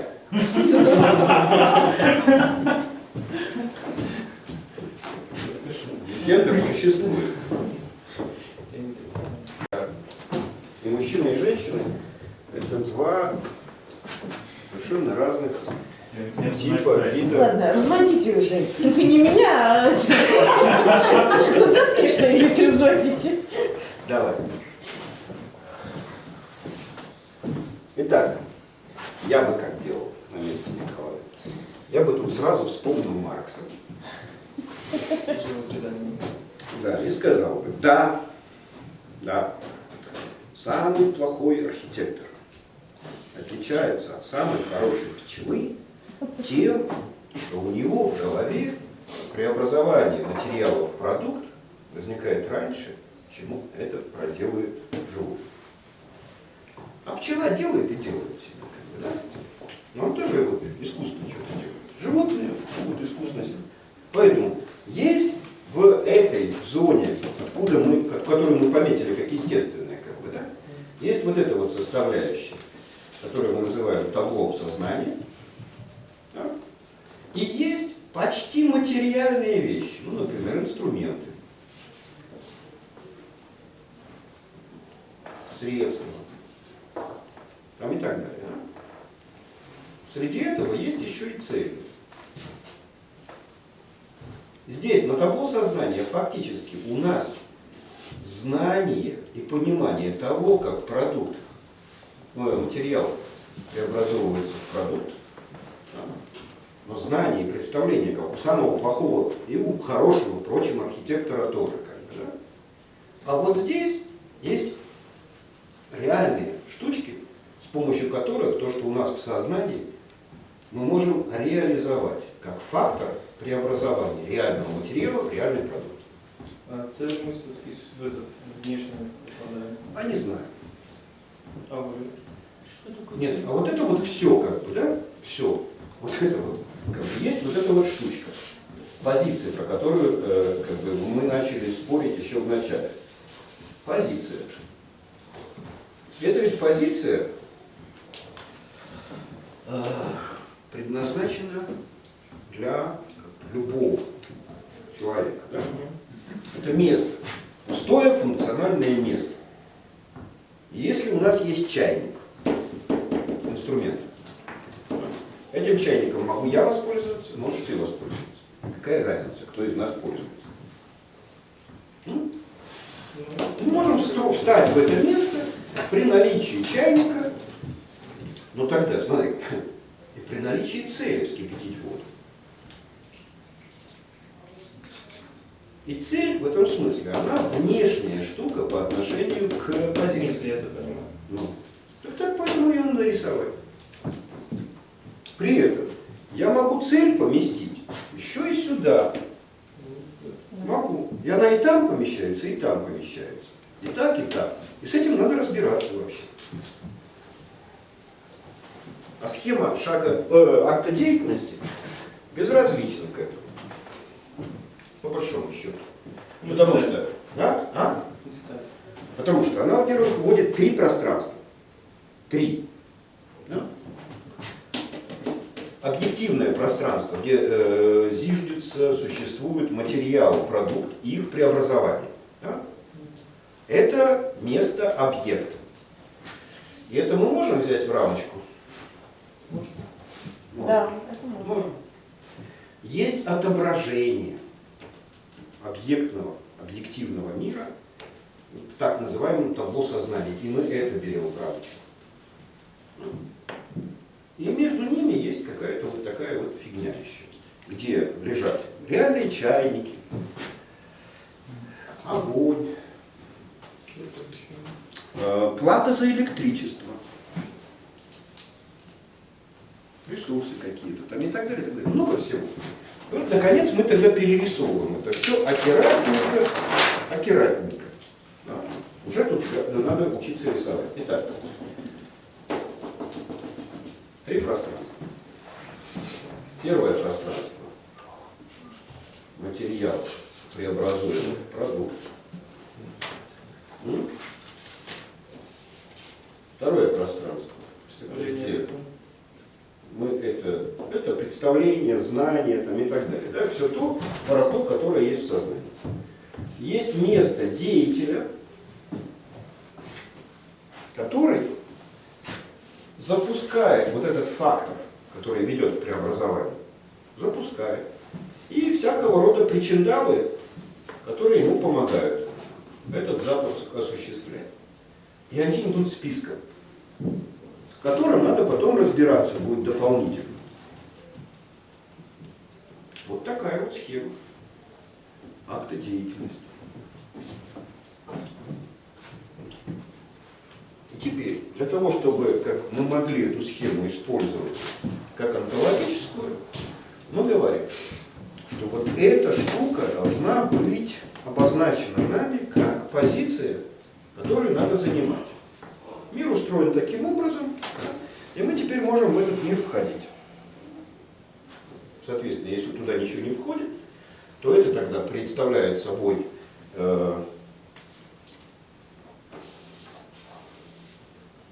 онтологическую схему,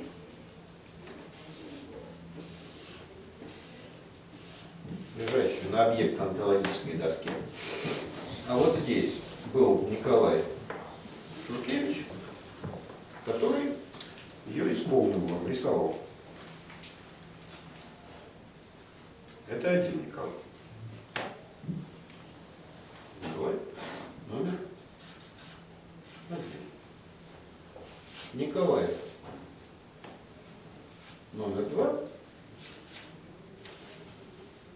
может входить и заполнять собой место, которое для себя выгородил на этой схеме.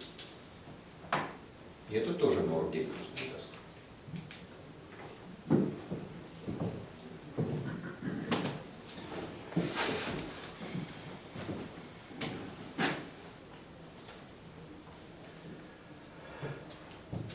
Итак, что мы имеем?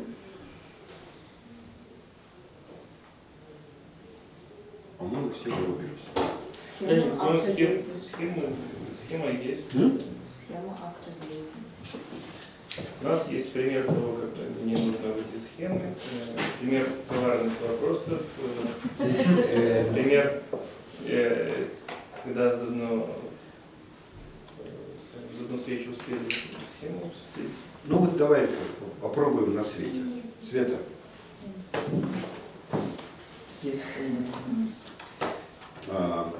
Если это онтологическая схема устройства мира, да, перед тобой есть, ты оказываешься в положении Николая номер 2, да, и тебе предлагают заняться какой-то деятельностью.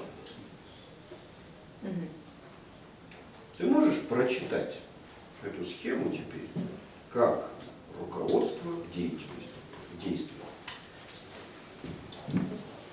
Ну, как я понимаю, нужно, передо мной стоит задача преобразования материала в продукт. Мне нужно представить в своем табло сознания, как этот материал. Стоп.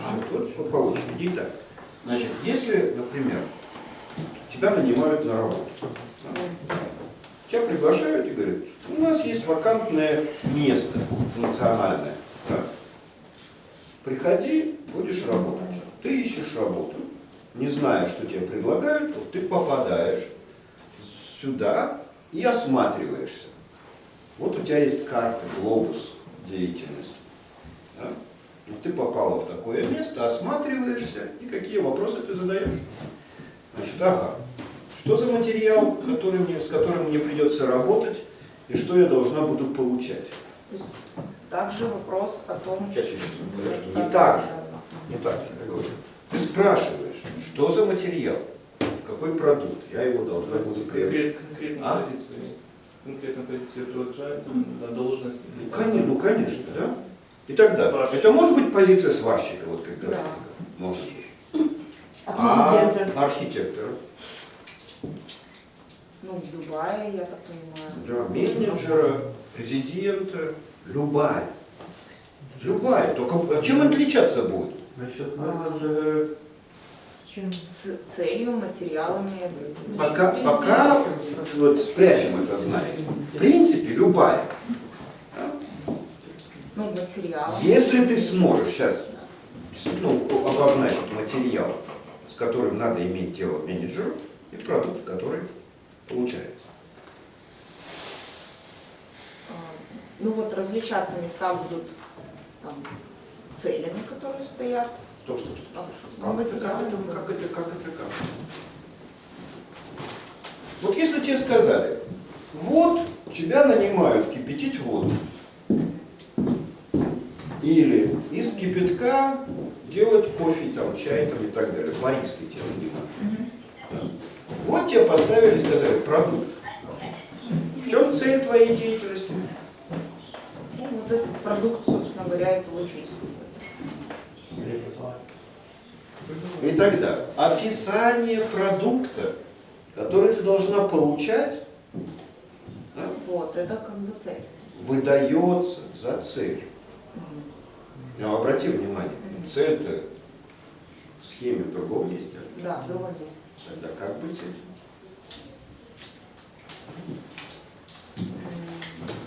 А в чем тут получается проблема? А проблема состоит буквально в следующем, что очень часто люди принимают описание продукта за цель деятельности. А это только часть цели. Продукт надо получать. Да? И это является как-то общим местом для любого, кто занимает эту позицию. Ну, получать определенный продукт, например, да? Имеется в виду. Ну, конечно. То есть, Ну, конечно. каждую Он часть никак не зависит от субъектности Ну, и правильно. субъективности. Зависит. Это, мне кажется, я понимаю, да. Да. Все, что лежит, особенно вот здесь, да, а потом получает отображение вот здесь. Никакой субъективности и трактовки субъекта не допускает.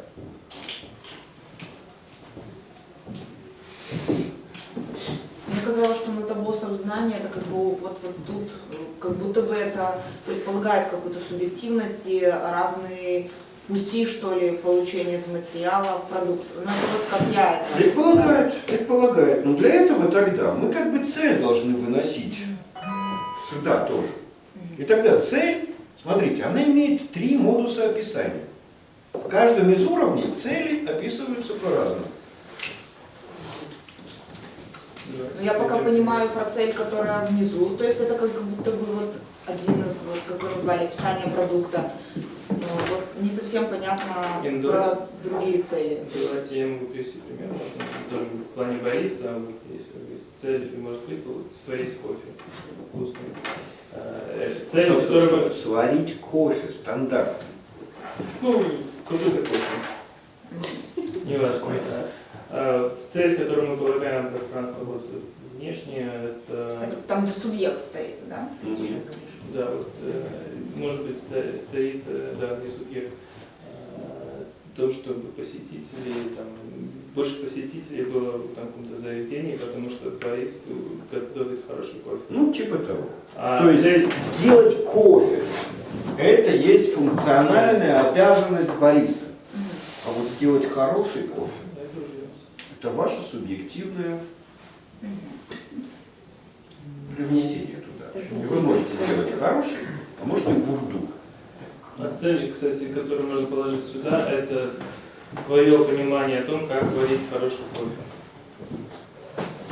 Кофе, который нравится людям. Ты не знаешь, Нет, тебе могут дать инструкцию по стандарту сварить кофе. Это не нет, но это тогда есть конструкция. Ну так вот это смотри, отсутствует. я спросил у Светланы, да? Вот тебя поставили в позицию. Поставили в позицию, ты осматриваешься. Осматриваешься и спрашиваешь. Итак, вы говорите, что мне надо кофе варить, да? Отлично. Какие средства у меня есть в распоряжении? Какими инструментами я пользуюсь? Да? Да, Тогда. смотрю на инструменты, получается, смотрю. И это надо спрашивать у дяди, у кого-то. Да? То есть во внешнем мире находить. Внешний мир, который дан нам как объект. Да? Вот мы ищем во внешнем мире много чего. Мы осматриваемся и ищем это. Да? А вот когда мы доходим до каких-то вещей, которых во внешнем мире нет, их надо искать в другом. Да? Тогда. Вот почему мы самоопределяемся, даже как это, поступая на работу, там, бариста, барменом там, и так далее, все равно самоопределяемся. Ну, потому что в любом этом как бы, вот, присутствует то, что мы относим к табло сознания. И тогда кофе при одних и тех же инструментах можно варить, как говорят, с душой. Какая же душа в объективном мире? И тогда часть вопросов мы задаем начальнику, нанимателю и так далее. Получаем ответы и заполняем каждый из пустых мест схемы этими ответами. Там, где мы не можем заполнить этой информацией из внешнего мира, мы должны спросить себя и только себя. Мы тоже заполняем пространство цели, да? Вот этот модуль Конечно. цели, то есть И если они не заполнены, мы не можем запустить эту схему в деятельность. Ну, иногда ведь могут, собственно говоря, ставить цель, и правильно я понимаю, не только в пространстве объекта. А когда тебе говорят, нужно сделать душевное кофе, чтобы... Ну, говорят, это как стенку горох. Ну, то есть это имеется в виду, что оно не работает, пока человек сам не поставит перед собой такую цель. Эта цель, она лежит в этом пространстве. Те инструкции дали и все. Да. Нет, я имею в виду, когда, бывает, что тебе могут сказать не инструкцию, не то, что только делать по инструкции, а то, чтобы... Не важно, что тебе... То, что может быть твоей как бы субъективной целью, чтобы там... Не важно, что тебе сказали. Ты знаешь, что такое кофе, да? Да. кофе-капучино. Знаешь, что такое? Да, типа, Когда-нибудь пробовал? да. Ты пробовала капучино, например, в нормальной, хорошей кофейне? Подозреваю. Там на капучино рисуют череп с костями, листочек папоротника, или еще там танцующую кошку. Видела такое? Нет, я не хожу по хорошей кофейне. Ну, блин. А вот, смотри, она ладно, за границей была, например, в Вильнюсе. Там в каждой захудалой кофейне себе нарисуют какую-нибудь херню на кофе. Херню, да, а вот там танцовщица или череп не видела. Я шучу, я не понимаю. Я поняла идею. Смотри, и вот это, да, это уже не твоя субъективная штука и самоопределение. Это может быть вменено в обязанность.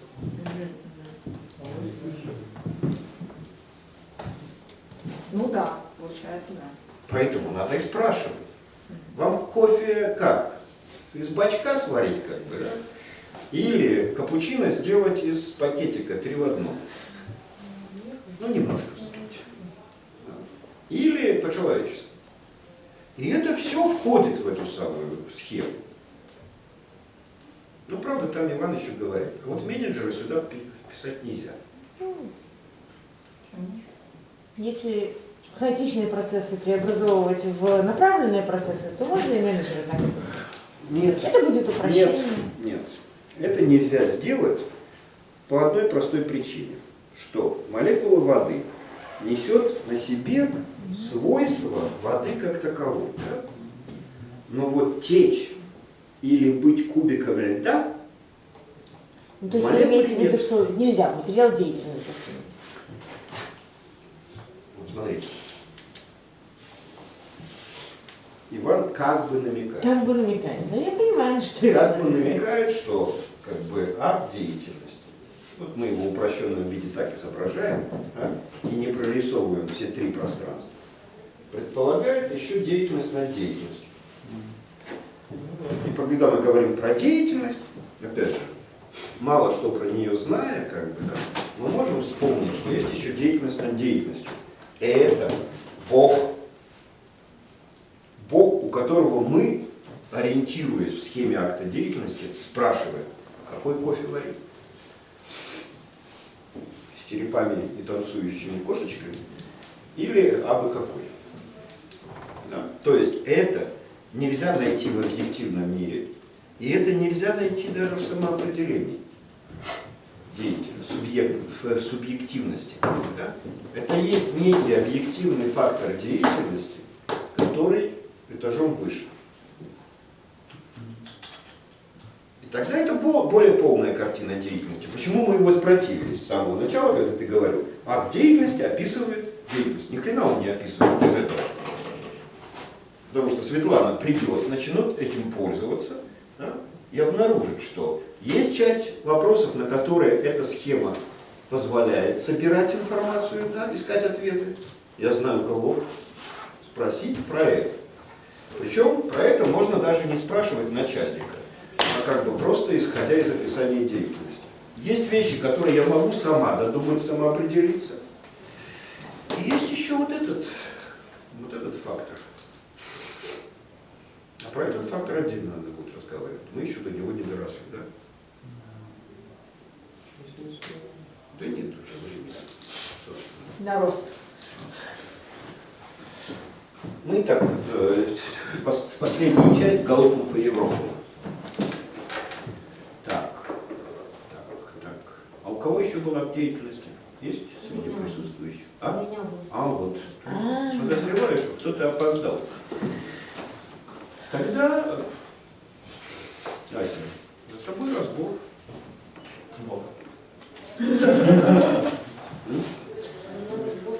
Разбор 2 вещей. Исполнение на объектно-онтологической доске схемы и навык деятельностный Николая номер 1. С моей помощью введение схемы. Это сейчас. Прямо сейчас. Сейчас.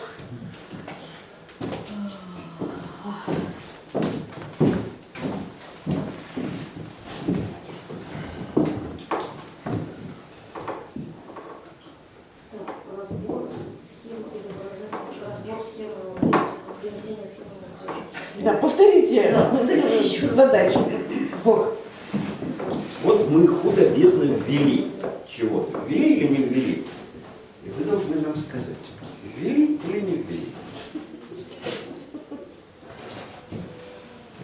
Что именно введено Куда? и как.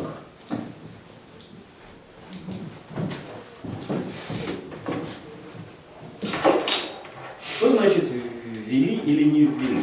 Это значит, что вот схема появилась. Да.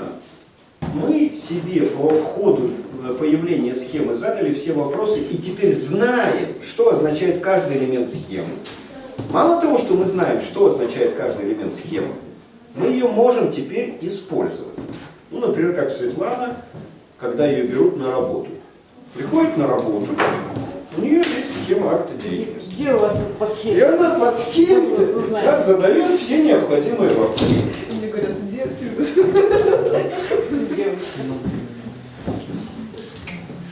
Это опять же, напоминая или вспоминая про тренинг, который я проводил в Варшаве в понедельник, да, вот рефлексии, я когда спрашиваю, чего и как, мне одна из звезд Белсата говорит, ой, так интересно все было.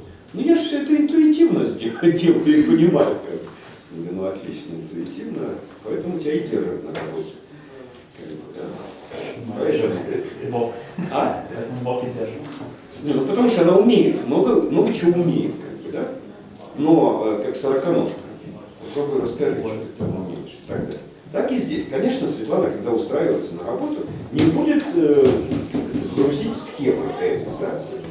Но в общем, весь процесс самоопределения человека в любой деятельности мы можем написать по этой схеме.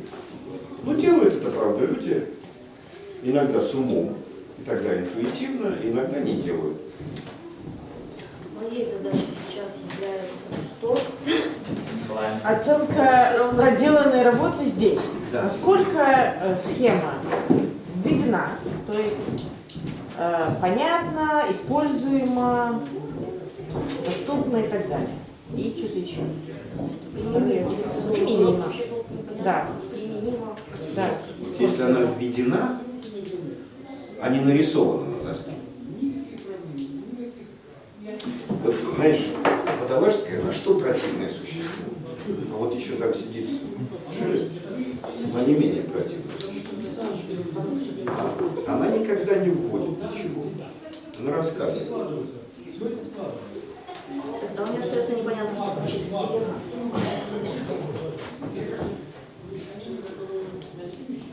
Возможно, вот так как вы сформулировали, возможно, к применению.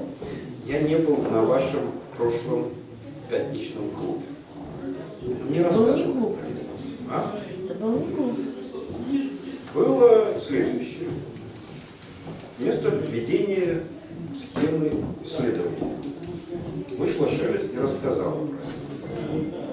Потом выскочила Водолажская и начала превращать рассказ в введение. Я правильно воспроизвожу прошлую пятничную ситуацию? Так Что? обычно Примерно. примерно.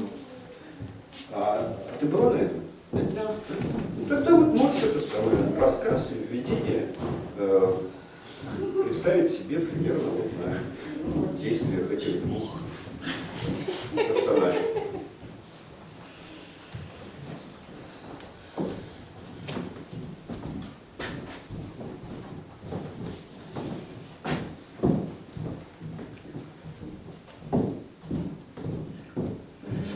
Так, сейчас я еще чуть повисаю. Вот скажи, пожалуйста.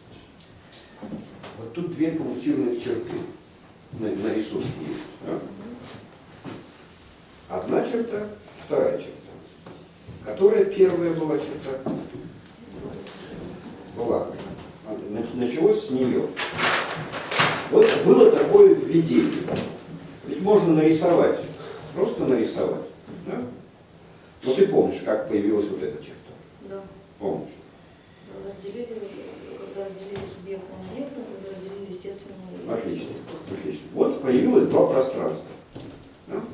В все усвоили, что это за пространство. Да? Субъектное и объективно-объектное и субъективно-субъектное пространство. Ты помнишь историю появления этой черты?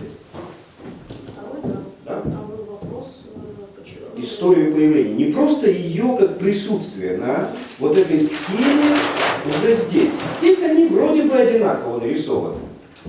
Но история у этой черты совсем другая. И очень забавная. Ну, та черта возникла из вопроса, почему были объединены вместе средства, цель и... О, ты помнишь. То есть ты помнишь историю, как она вводилась, да? Да. Теперь давай попробуем себе ответить на вопрос. Что думал про это пространство субъектности и субъективности Николай, когда рисовал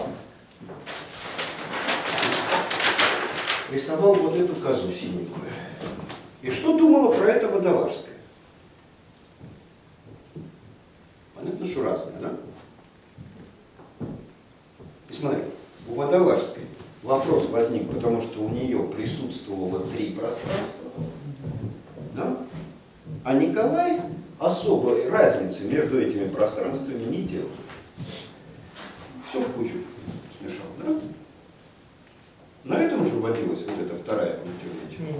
Да, на этом, но все равно у Николая могло быть представление о том, что понимание, как пользоваться чайником, может быть, и там должно быть. Ну, конечно. В принципе, схема Николая... Было не дорисовано. Да нет. Она имеет право на существование. Она проще, чем схема, которая в результате появилась. Но в принципе она и тоже имеет право на существование. И очень много разных подходов. Извините, а когда пишете схему Николая, вы имеете в виду вот Когда часть, синенькая... когда между ней не было разделения, Да, когда синенькая находилась здесь, да. Ну теперь смотри, какая штука. Для чего мы про введение и так далее. Да? Николай много раз, несколько раз читал, слышал, присутствовал на рассказах и введениях схемы акта деятельности. Но оказывается, он знал много чего про схему акта деятельности, но разница этих 2 пространств для него была, скажем так, не актуальна, не обязательна. То есть ему вот эта часть схемы не была введена.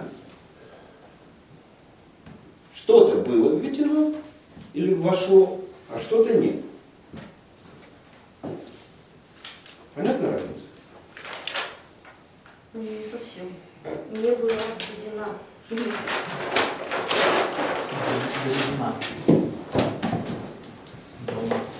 Исходная схема, которая вводилась в нашем Минском методологическом и прочих семинарах, и учебных тоже, имеет вот такой вид. Иногда она рисуется немножко не так, скажем, там, где это самое, голова уполовинивается там, и так далее, но смысл именно такой, что это 3 разных пространства.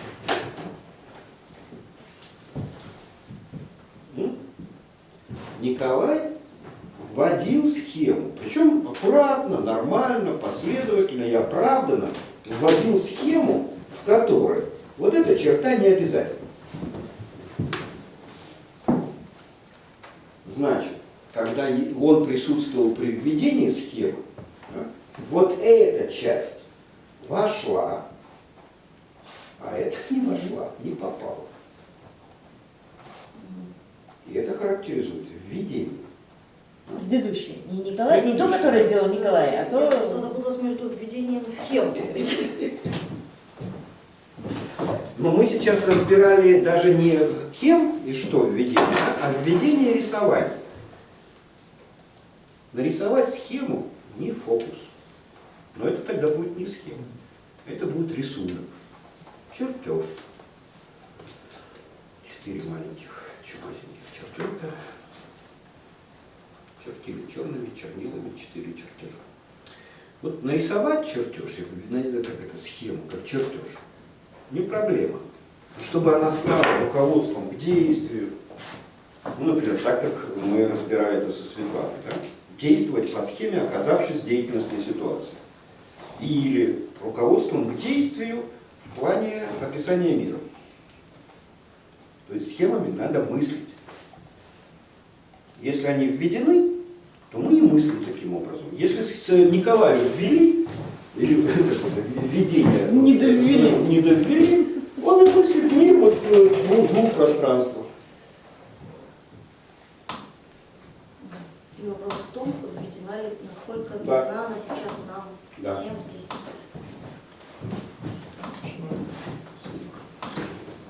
Нарисуй еще раз. Еще раз схему нарисуй. Еще раз с нуля, М, как вода. Красиво, у нас понятно, видно. Николай же наученный. Что спрашивать? Так, Так, так, наверное, нужно что-то спросить. это хорошо, да. Первое. И всех, кроме Николая. Не, Николая первого нажимаете. Ну вот, значит, Ася, давайте так. Вы возглавляете сейчас партию зеленых. Подождите на схеме. Есть Галя, есть партия. Ну давайте самоопределимся. Партия зеленых имеет тот народ, который Зелён. ее имеет. А этот народ, не умеет пользоваться 3 ящиками для сбора мусора. Ну, элементарная вещь.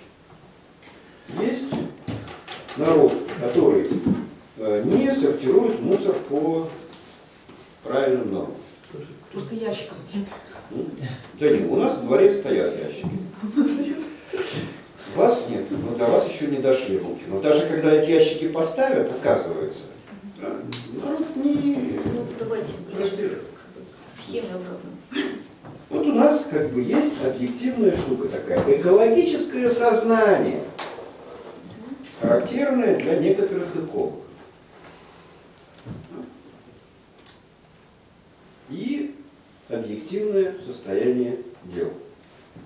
Должна ли партия зеленых приводить объективно существующий мир в состояние близкое к тому, что они напридумывали себе в своем сознании? Вопрос, должна ли? Ну да, Ну, будет, да. вот отлично. Тогда, какими средствами, инструментами вы для этого располагаете? Ну, я бы сейчас вернулась от инструментов, да, тогда просто про вопрос должна ли, и тогда это вопрос снова цели встает, который для меня вот из той схемы, которую нарисовывали вот с кофе, да, остался не совсем дозаконченным. Вот. Вопрос цели преобразования вот, материала в продукт, да, ну, допустим, есть люди, которые не сортируют, и которые все массово сортируют, да, он является, ну, он здесь лежит, да, вопрос вот этой цели, ну, чтобы видеть мир как-то по-другому, да, потому что, ну, не люди, которые сортируют сами по себе, являются целью, да, а какая-то еще большая картинка. А вот где цель находится здесь и почему она находится вот с этим, вот рядом с материалом, для меня непонятно. Цель? Хорошо. Нет, для меня вот здесь кусок остался непонятно взять, что про мусор, что про капучино, вот почему, где вот здесь цель и как она соотносится с вот этими двумя. Это твое самоопределение. Нет, ну, Вот здесь вот например, цель, здесь. да? Вот которая цель здесь. Да, самоопределение вот здесь, правильно? Нужно та цель, которая самоопределение. Ты на схеме самоопределяешь. Вот теперь смотрите. Цель есть в сознании, да? То есть мы придумали себе Это та некую цель, цель которую там, и так далее, и так далее. А в деятельностной позиции ее нужно сделать частью, ну, например, партийной программы, функциональных обязанностей членов партии или там зеленых там, и так далее. Да. Инструментом становится. Это Ну что? это для меня Что за инструмент? Хорошо, давайте вернемся Все, сюда. только не все ставят. Что это про инструмент? Когда вы переводите это функциональное обязанность члена партии, это ваш инструмент. Нет, так вот смотрите, теперь какая штука. Цель здесь появилась, ее нужно опустить сюда, на этот уровень. Конечно, ее надо сделать, обеспечить определенными ресурсами, инструментами и так Это далее. перестает быть целью. Это Где перестает она быть целью. сама является целью. Ну, давайте еще раз капучино тогда объясните. Я не знаю, как про капучино, но я знаю следующую штуку. Итак, пришел человек в позицию эколога, да, и он может добиться того, чтобы во всех дворах стояли трех цветов мусорные баки. Может это сделать? Может. Значит, у нас есть ресурсы, средства, там еще какая-то фигня для того, чтобы сделать эти преобразования в объективном мире, в мире вещей. Да?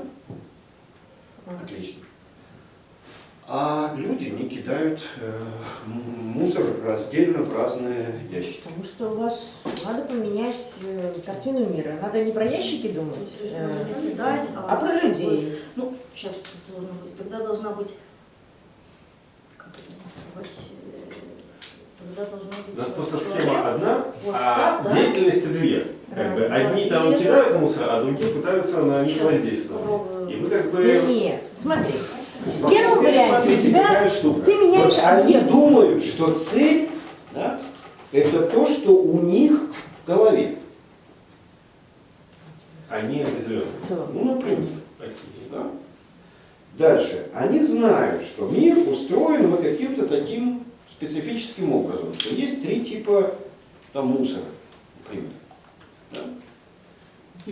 Что теперь нужно привести в соответствие вот эти две стороны Подождите, мира. вопрос в том, что у вас в этой картине мира? У вас мир мусорки разных видов или сознание людей разных видов? И это Ну, будут а разные я про это деятельности. и спрашиваю. Так вот, Ну. смотрите, здесь тогда материалом будет являться не мусорка, да, Да. А, например, сознание. ших и сознание со штрихом каких-то людей. Это может быть материал. И оно Но для позиции на оргдеятельностной И доске. продуктом тогда будет являться сознание, правильно? Ну, какое должно быть сознание? Нет? Ну да. Ну, почему не можешь? Ну Ты же да. можешь поставить Даже сознание. можно сводим Как всё на один относится? чайник, мусорку и сознание. Так вот цель, это очень сложная конструкция, включающая в себя А в чем разница? бытие того, что в табло сознания, в искусственно-техническом мире, обеспеченном позициями и должностными инструкциями,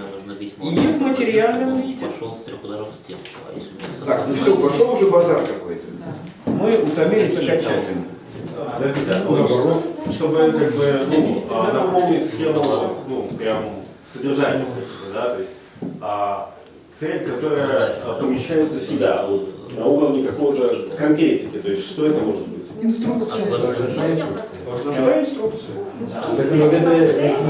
А? Это же уже не цель Это становится. просто, ну, Подождите. это то, что зв'язано и без Подождите. Цель это стереотип поведения. Должностную инструкцию можно ввести цель. в мозгах. Делать хорошее, сделать по стандарту. Хорошо, а можно ли сказать, вот стандарт, как бы, да, это как то, что можно прочесть, да, и оно регламентирует как бы, ну, как бы качество продукта. Ну, то есть как сертификат качества, назовем даже так. То есть тогда вот в инструмент кладется. Ну, как бы я уже тоже, видимо, устал. Еще раз. Сертификат качества это где? Это описание, объективное описание продукта. Да, как бы, Да. ну, Теперь этому объективному описанию продукта надо придать деятельностный характер, ввести это как цель деятеля. Делать качественно. как она выглядит вот в этом месте? Инструкция делать побольше. Как должностная инструкция, как обязанность. Сравнив, что получилась продукция, должностная Возьмите, инструкция. должностная инструкция по сбору мусора, на каждом капучино должен быть нарисован котик или что? Как бы, да, Бариста. бариста можно поставить такую цель. Да? Это будет Что? целью инструкции. Нет, чтобы каждый клиент был доволен своим кофе. Нет, это можно ввести в стандарт его работы. Твоя задача, да? Сварить кофе, и мы тогда описываем, как кофе варится. Да? Не кипятить, там это самое, столько-то там объем такой класть и так далее, и так далее. Можно туда не входить рисование. Да? Или можно ввести. Мало того, что ты разливаешь из автомата вот эту вот штуку, потом ты вот этой самой соломинкой или там ложечкой, да, изображаешь вот эту штуку. Вот только после этого продукт готов. И цель. Да? И тогда твоя цель, как бы вот на рабочем месте, выполнять вот этот вот стандарт. В этом месте она, цель выглядит как описание продукта, да? В этом месте как твоя должностная обязанность, а вот в этом месте тут может присутствовать твоя фантазия. Поэтому ты можешь научиться делать один единственный рисуночек, как вот большинство делают, да? Ветка папоротника там, или как оно там это самое, да? А можешь разнообразить это дело. И тогда, как бы, вот разнообразие может не входить в обязанность. Точно так же, как вообще рисование может не входить в обязанность. В большинстве минских кофеек до сих пор никто ни хрена не рисует. Потому что, как бы, в продукте это не записано, да, и, соответственно, это не вменено в обязанность. Это записано у верхнего, у репликации, когда табло сведомости. Нет. Это должно быть здесь. Ну, так это не мета, по великому рахунку. Почему? Ну, это ссылка подсадной инструкции. Подсадная инструкция – это инструмент для того, как зашить себе эти мэты. Все начиная, и это что? Это объективно так? Ну, это глядя человека глядеть. Вы же сами вот так я и говорю, да. Да? Что, да? Что глядя человека по этой схеме Так, ну, цель мы должны разнести. Разнести на 3 уровня. И на каждом из уровней цель описывается по-разному. Чтобы, ну... Когда мы приходим на урок деятельностные игры и пользуемся вот этой схемой, да, мы говорим, например, Ураж, какие твои производственные цели? Производственные цели, рабочие цели и игровые цели. Да? Что такое производственные цели? И что такое игровые цели? Это вот эти 3 уровня. А? Не-не-не-не, Нет, вот вы не сейчас совсем. запутаете вот Не совсем. с этими Да, тремя. производственные цели. Да? Это то, что вот здесь. Вы не вольны их менять. Вы их можете только понять. Просто вы же сами намалевали всю эту схему с батоном в цвету. Ну. И мета, и она как бы там сверху спускается. А вот это, ну, посадная инструкция, это то, что помогает бы оживлять и зашивает тем, кто в мире. Но если вы сверху ее не спустили вниз, ее там не будет. Ну да. Ну и все. Так, просто наложится это мыслительный ход для разнесения меты поміж всеми 3 слоями. Потому что она существует в разных ипостасях. Там она существует в виде продукта полученного. На уровне инструмента она существует в виде инструкции, ну может быть преобразована. Это ви так покладаєте. От ви кажете, ми зробимо так, що хай мета буде якби разнесена. А я кажу, а коли просто... Нет. Ну, а нет. Нет. Что нет? Дело вот в чем. Значит, вот когда Николай начал с этой схемы, да, здесь мы можем на этой схеме описать цель одним образом. Если мы пользуемся схемой акта деятельности, цель описывается другим образом. Она размазана по всем 3 слоям, да, и присутствует в каждом из слоев в редуцированном виде. Это примерно как электрон в атоме. Где находится электрон в атоме? Ну, электрон угледящий там якої моделі. Конечно, Ну, вот так, конечно. я і питаю, так, коли ми кажемо, що ось наш электрон мета размазан, то чем корысть его, ну, это размазывание? А в том, что если ты начальник партии, да, ты должен быть озабочен тем, чтобы цель присутствовала во всех 3 местах. Если ее нету, не обнаруживаешь здесь цели, да, то ты можешь быть уверен, что вот этот продукт ты не получишь. Что и происходит сегодня. Ящики для сбора мусоров раздельные поставили. Да? Ни в голове, ни в жопе ни у кого этого нет. И никто не следит, чтобы в этой жопе что-нибудь появилось. Потому что как бы люди мыслят редуцированы. Может, это проблема того, что не размазывают? Нет, это проблема того, что они думают, что знают, что такое цель однозначно. И не подходят с дополнительными описаниями к ней. Достаточно сказать им, как правильно сказать. Возвращаясь что тогда к правильно. начальному заданию, Конечно, не достаточно. можно сказать, что у нас не была, ну, во всяком случае. Поэтому партии не была зеленых ведь не координация. существует. Вот начальник партии есть, а партии нету. Она существует только в воображении начальника партии. Сейчас размажет и нормально. Так нет, надо не просто размазывать, а создавать. Создавать.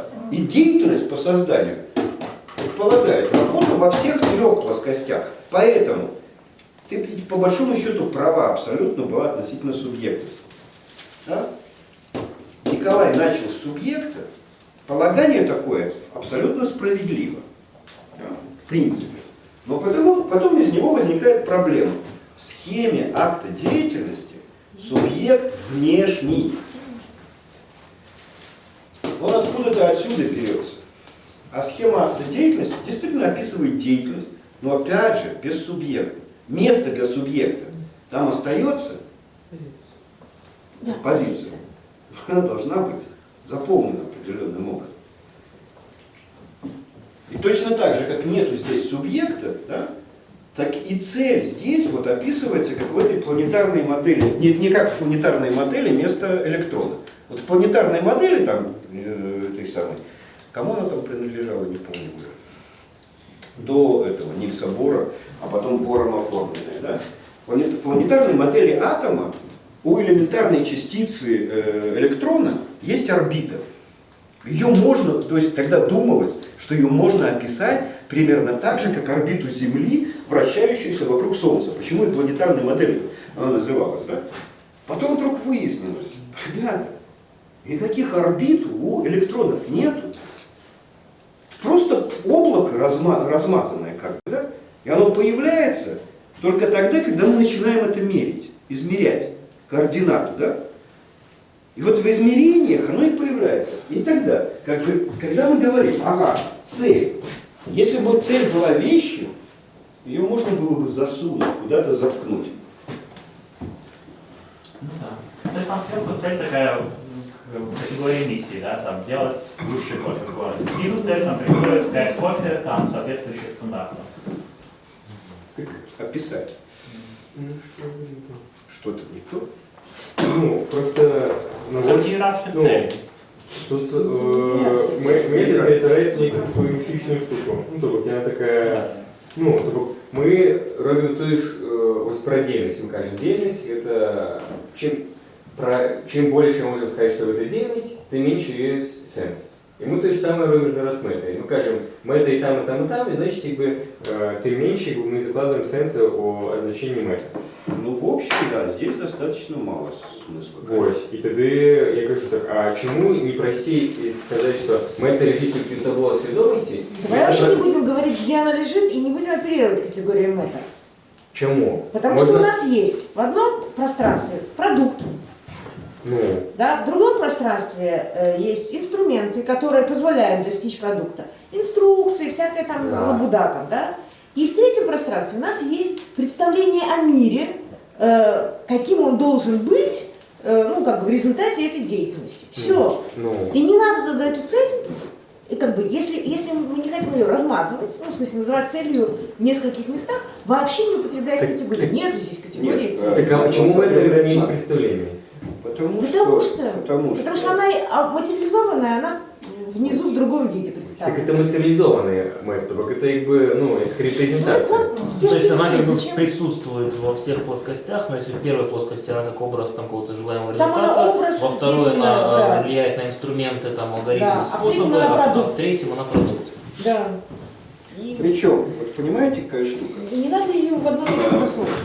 Это не нужно говорить, что это цель. Да, я же говорю, Это поэтому не цель. надо- Цель сверху определяет там что-то в других Да, а местах. цель теперь тогда смотри. задается либо Хорошо. нормосообразно, ну, в смысле, в культуре там, задано, либо ситуации этих Коллеги. сверху субъектов. Цель – это категория, которая выводит нас на субъекта, на субъектность. Схема акта деятельности Не имеется в виду. не имеет субъектности. Воля. Там есть место для субъектности. Да? Но при этом это место делает человека, который занимает это место, несвободным. Несвободным в силу как раз очень специфического распределения субъектности. И вот эта субъектность в данном случае прорисовывается на категории цели. Потому что если мы занимаем позицию по схеме акта деятельности, мы принимаем на себя все оковы, там, не знаю, атрибуты этой деятельности, в том числе и приписанные к этой позиции цели. И когда мы говорим о самоопределении человека в позиции, мы требуем и добиваемся от него не фантазии, не свободы в плане цели, а осознания, всего лишь осознания целей, которые фундируют эту позицию. Поэтому субъектность там ограничена. Почему мы переходим от деятельностных представлений к игровым? Именно исходя из этого. Деятельность потребляет субъекта.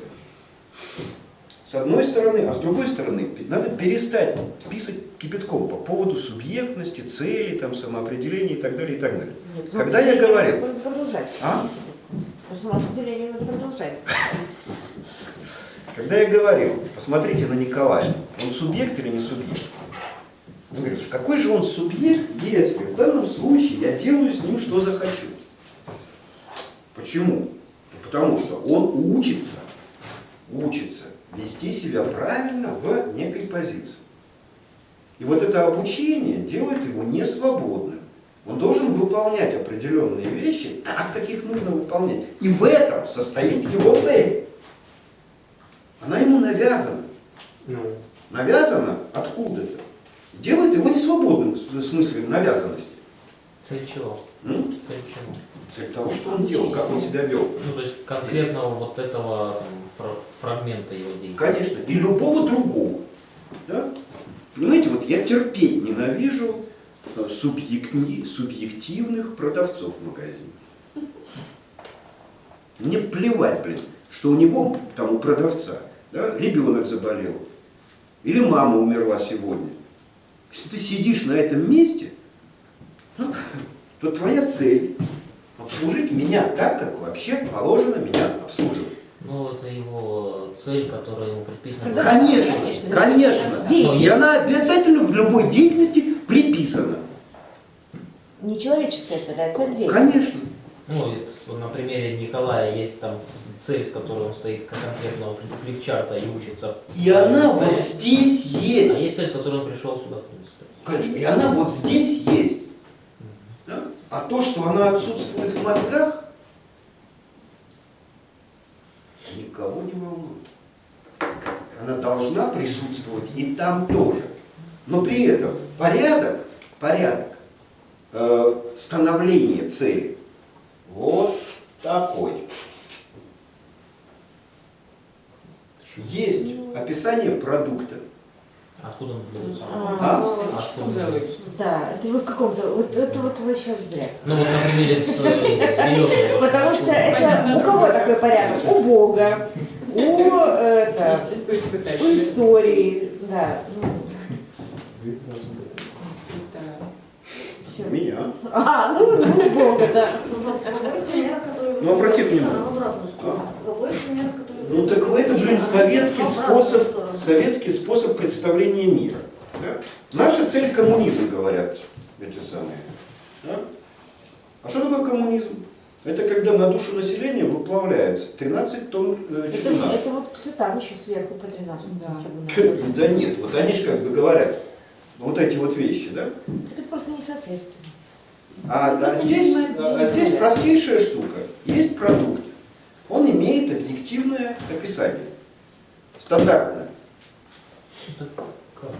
Ну как? Вот стул должен выдерживать и меня, Ну, и тебя. Тогда это схема для сугубо таких технологических Нет. производств. Ну Да конечно! подождите. А причем сюда зеленая с мусорками и сознание людей, которые не кидают. Очень просто. Подождите, У зеленых, как бы, да, есть описание мира, объективное описание мира.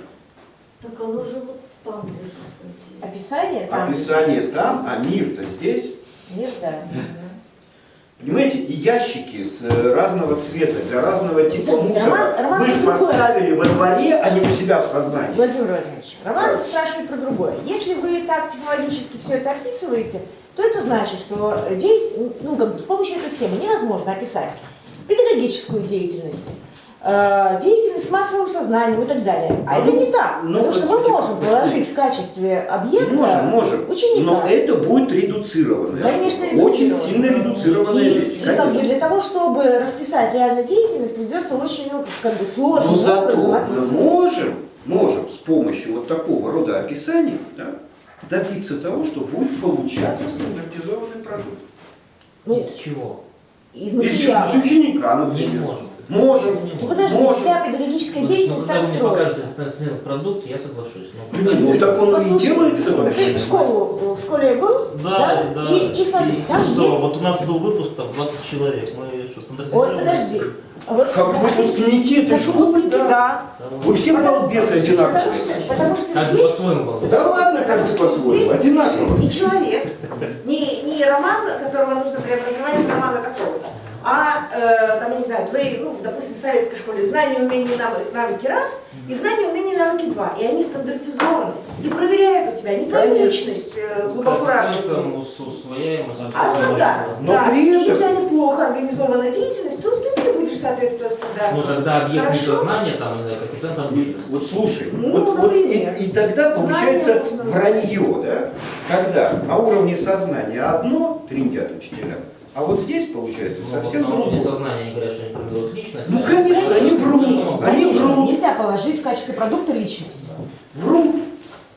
Ну, И мы все это вранье принимаем. Ну, не все, Но конечно. при этом рефлексивные объекты могут полагаться туда. Другое дело, как ты про это мыслишь и что ты понимаешь про этот переход. И действительно, тут может быть только стандартизованные вещи. И чем хороши деятельностные схемы, действительно, понимаете, они не описывают мир целиком. Они описывают вот такой вот мир. И в этом мире можно достигать очень хороших продуктов. Можно делать хорошие дома, можно организовать нормальную работу общественного транспорта, Даже грамотность медицину. населения.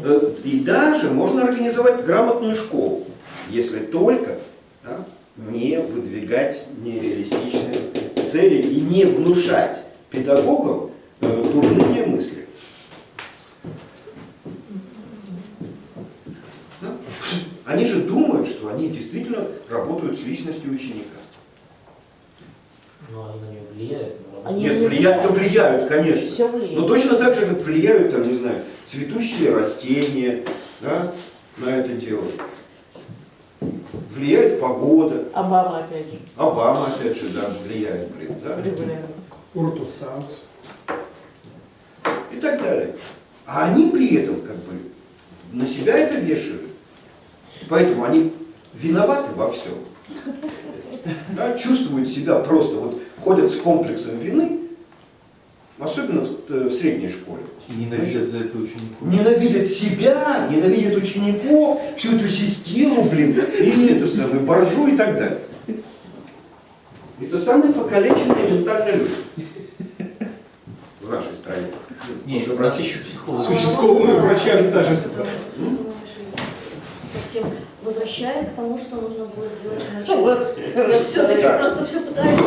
Так ти далеко вертаєшся. Ось з розмазаної мети, як це було уведення мети, що мета – це те, що розмазано, ті є некое значение мети, и мы кажем, и оно так размазано. Можно, я все-таки вернусь к вопросу. Был вопрос, введено, как введена схема. Я просто пытаюсь понять вообще, мне казалось, что я продолжаю не понимать задание, а дальше чем...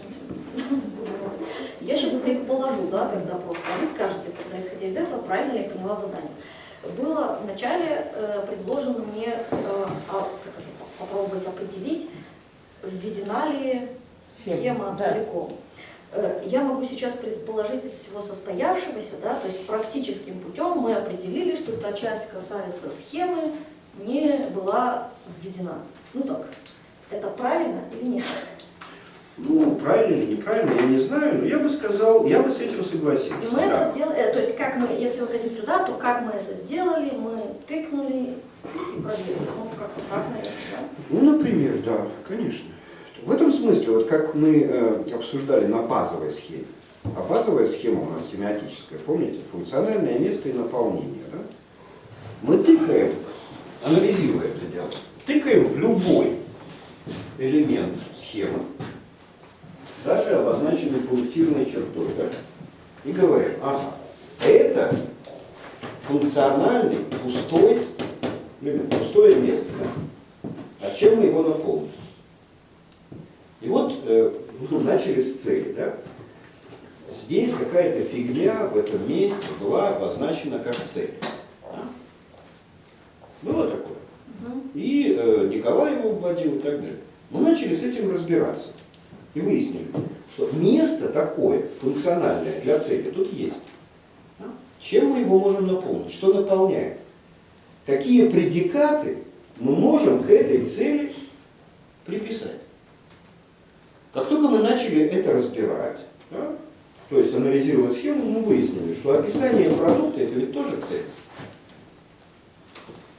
То, что нужно получить.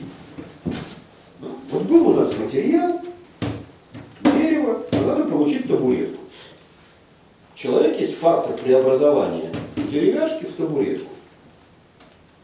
Потому что если табуретка не есть цель, то ведь можно из этой деревяшки еще и буратино слепить. Ага, значит, функциональное место цели здесь предполагает определенное наполнение, а то, что входит в понятие цели, оно еще и сюда помещается, а потом мы помнили, что и сюда, и так далее. Да? Значит, если мы захотели бы построить схему цели, надо было бы все делать иначе. Но это мы только про цель проговорили, а про этот элемент схемы, а про этот элемент У схемы, меня вопрос. а про этот. Вот, а как тогда, возвращаясь к поставленному заданию, если мы вот сейчас тыкнули в случайный какой-то элемент, случайно, и обнаружили, что здесь вот там, она не введена, возможно, там есть еще какие-то такие места, в какой момент считается этот процесс, мне кажется, не знаю, может продолжаться, наверное, с ним бесконечно, очень долго. Как определить критерий, что она введена? Пока последний человек, присутствующий в зале, не знаю, пока мы все не будем иметь то же самое. Как, где критерий? Нет, тут принцип Лямберта работает. Если один-два человека сообразить, Если хотя бы значит, один усвоено. человек в состоянии пользоваться этой схемой, после Кроме настоящего. Ну, кроме нас с Николаем, да, не с Николаем, совокупного субъекта сегодняшнего действия. Да. то тогда... И мы определяем, введена она или не введена до тех пор, пока мы не проверим все ее элементы, например, способности кого-то из зала и Ну, если бы мы были в начальной школе, То да. то да. Значит, половина. По последнему. Зачет шел бы по последнему. Вот как в начальной школе, да? Из начальной школы нужно выпустить детей, которые умеют читать не по слогам, а бегло. Ну, не последний человек, последний, все элементы, я имею в виду последнюю схему. Ну, Хотя бы один человек. можно и так. Так? Ну, конечно. Можно и так. Потому что если ребенок выучил 30 букв из 33 буквенного алфавита, это же не значит, что он умеет читать, правда? Ну, почему? Ну, больше умеет. Да, а там мы тоже нюансы. Хотя смотря какие буквы не выучил. Некоторые мы не выучили. Ну да, да. Ну да, я начинаю Да. понимать задание, это уже хорошо. Но мы же как бы находимся не в начальной школе, правда? Поэтому у нас работает все иначе. Вот принцип Лямберта говорит следующее, что если хотя бы один человек в аудитории просек, ну, значит схема была введена. А если у вас переспрашивают, как узнать, что он просек? Ну, Ну, тыкать, да, как-то тыкать. А если не просекли, остальные, один просек, остальные не просекли, тогда что? Ставим крест на остальных.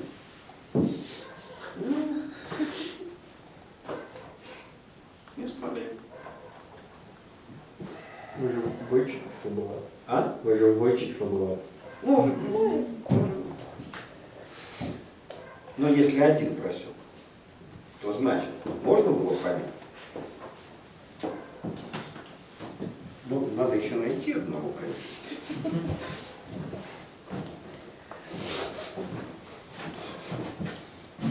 Чтобы определить журналист. Мне сейчас нужно найти одного человека, который продемонстрирует. Вот только не надо мучить все до конца. Нет, ну Просто вы поймите, вот это как принцип, да, работы. Поэтому, когда я вызвал к доске тебя, как бы, да, ну, хотя бы попробовать. Что-то мы попробовали, что-то поняли, но потом мы еще как бы всего вторую схему вводим. Но мы уже там много чего понимаем про то, как это делается. Ну, дойдем до конца, может быть, хоть какую-нибудь схему, однажды мы введем по-человечески. Но из состоявшегося разговора, я как бы уже воспитательный момент, у меня сегодня было несколько воспитательных моментов тут с вами, как бы, да. Еще один воспитательный момент состоит в том, что вы понимаете теперь, почему я всех в стране называю дураками. Меня часто упрекают в том, что читают мою книжку и говорят: ой, блин, какая противная книжка. Мацкевич один Д'Артаньян, значит, а все остальные идиоты.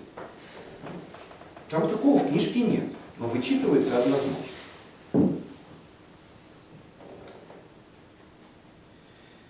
Причем говорит этот человек часто, который почти все понял в книжке. И который сам считает себя Д'Артаньяном. Ну, нет, он обижается. В смысле того, что, как бы, он говорит: книжка же говорит, что ты дурак. Там в ней однозначно это написано, потому что вот до прочтения книжки я не учитывал того, всего. То, что он научился по книжке, он не считает ценным. А то, что его как бы в идиоты зачислили, да, он это вычитал в книжке. Причем там этого не было написано. В контекстуальной культуре очень важны вот эти все статусные... Зачем вы это сказали? Просто у нас вот это символическое давлеет над реальным. И с этим я не знаю, я не вижу, как это Воспитательный можно момент не преодолеть. получился. Никто не может в стране выучить и научиться пользоваться схемой деятельности. Сразу да. Сразу да. Поднимите руки, кто почувствовал себя идиотом на сегодняшнем семинаре. Почему на сегодня? Три. Вы почему отличитесь? Начинаем сначала. Я думал, как бы вводил по-другому. Ну ладно. Но, понимаете, как бы научить методологию, я вам говорю, можно любого. Ну, к одному для этого надо 3 года, а для другого 300 лет. Вы еще 3 года не проучились, чего вы паникуете? Эти, ладно, они пижонят, как бы. Нифига себе Пижонят, ну почему, как бы, у них уже 7 лет прошло, а они не в зуб ногой, как бы, поэтому... А вы не дергайтесь.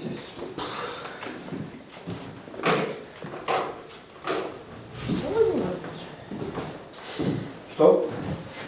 Вопросы, реплики, замечания неотложного характера, которые нужно сказать здесь и сейчас. Есть? Не по змісту, а по дальнейшему плану. Ну давай. Вот мы плануем вести 2 схемы, да? Ну да, я да, надо разобрать остальные да. схемы. Была просто пропонована, думка такая, что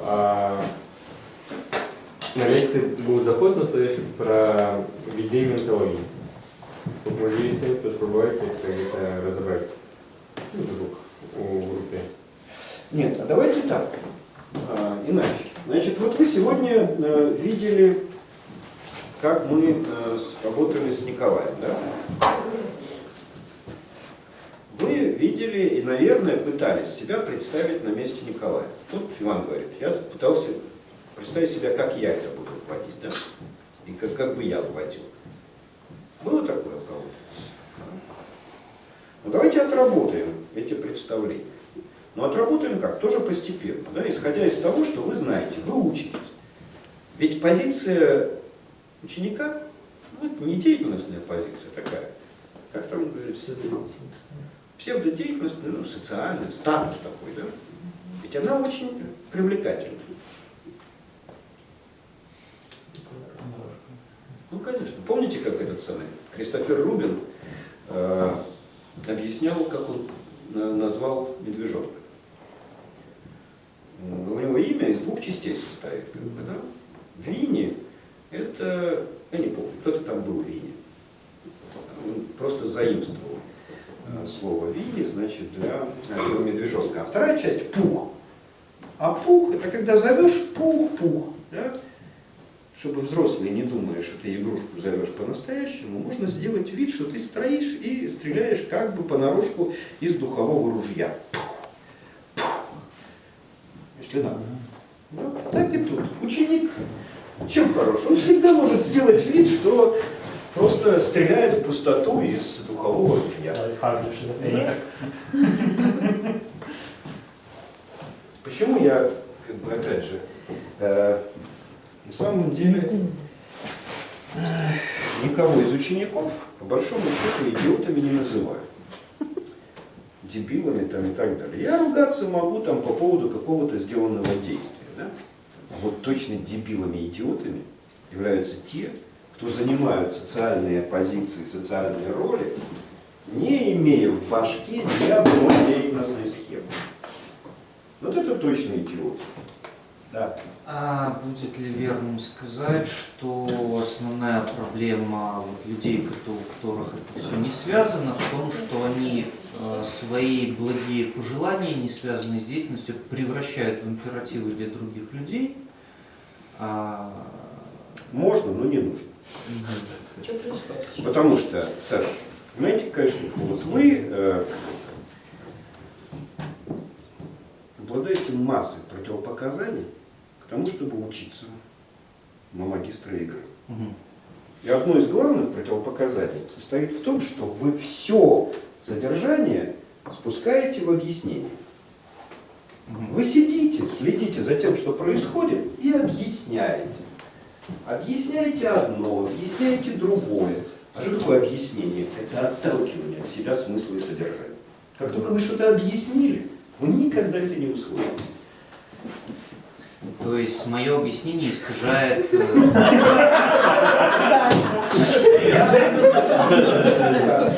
Оно есть защита, броня такая, да, которую мы выстраиваем, чтобы не принять это в себя. Мы начинали выяснять, что мы делаем в следующий раз. Но нас прервали. Да. Следующая схема. Следующая схема. У тебя было что-то? Ты начал про онтологию говорить, я так и не дослушал до конца. Есть запад на то, что клево было бы это попробовать дробить. Что это? Ну, научиться выдавать онтологии. Так это и есть. Это же онтология, деятельность. Введение схемы – это и есть введение картины мира. Ты что хотел? Он уже свои хочет. Ты поучись эти, уже старенькие вводить, а потом Нас можно же новые. пристыдили на лекциях, что это повинны уметь школьники. Да, конечно. Поздно уже учиться. Ну не школьники, я говорил третьекурсники. Нет. Школьники? Нет, это я что-то забыл. Это... Нет, онтологии... Высшего образования. Пятиклассники уже должны владеть какими-то описаниями мира, да? У них уже была математика там, и так далее. Да? Несколько предметов они уже прошли, и в этом смысле они должны их иметь. А вот вводить, а особенно строить онтологию, нет, это третий курс. Не имется. Ну, это же хорошего вуза третий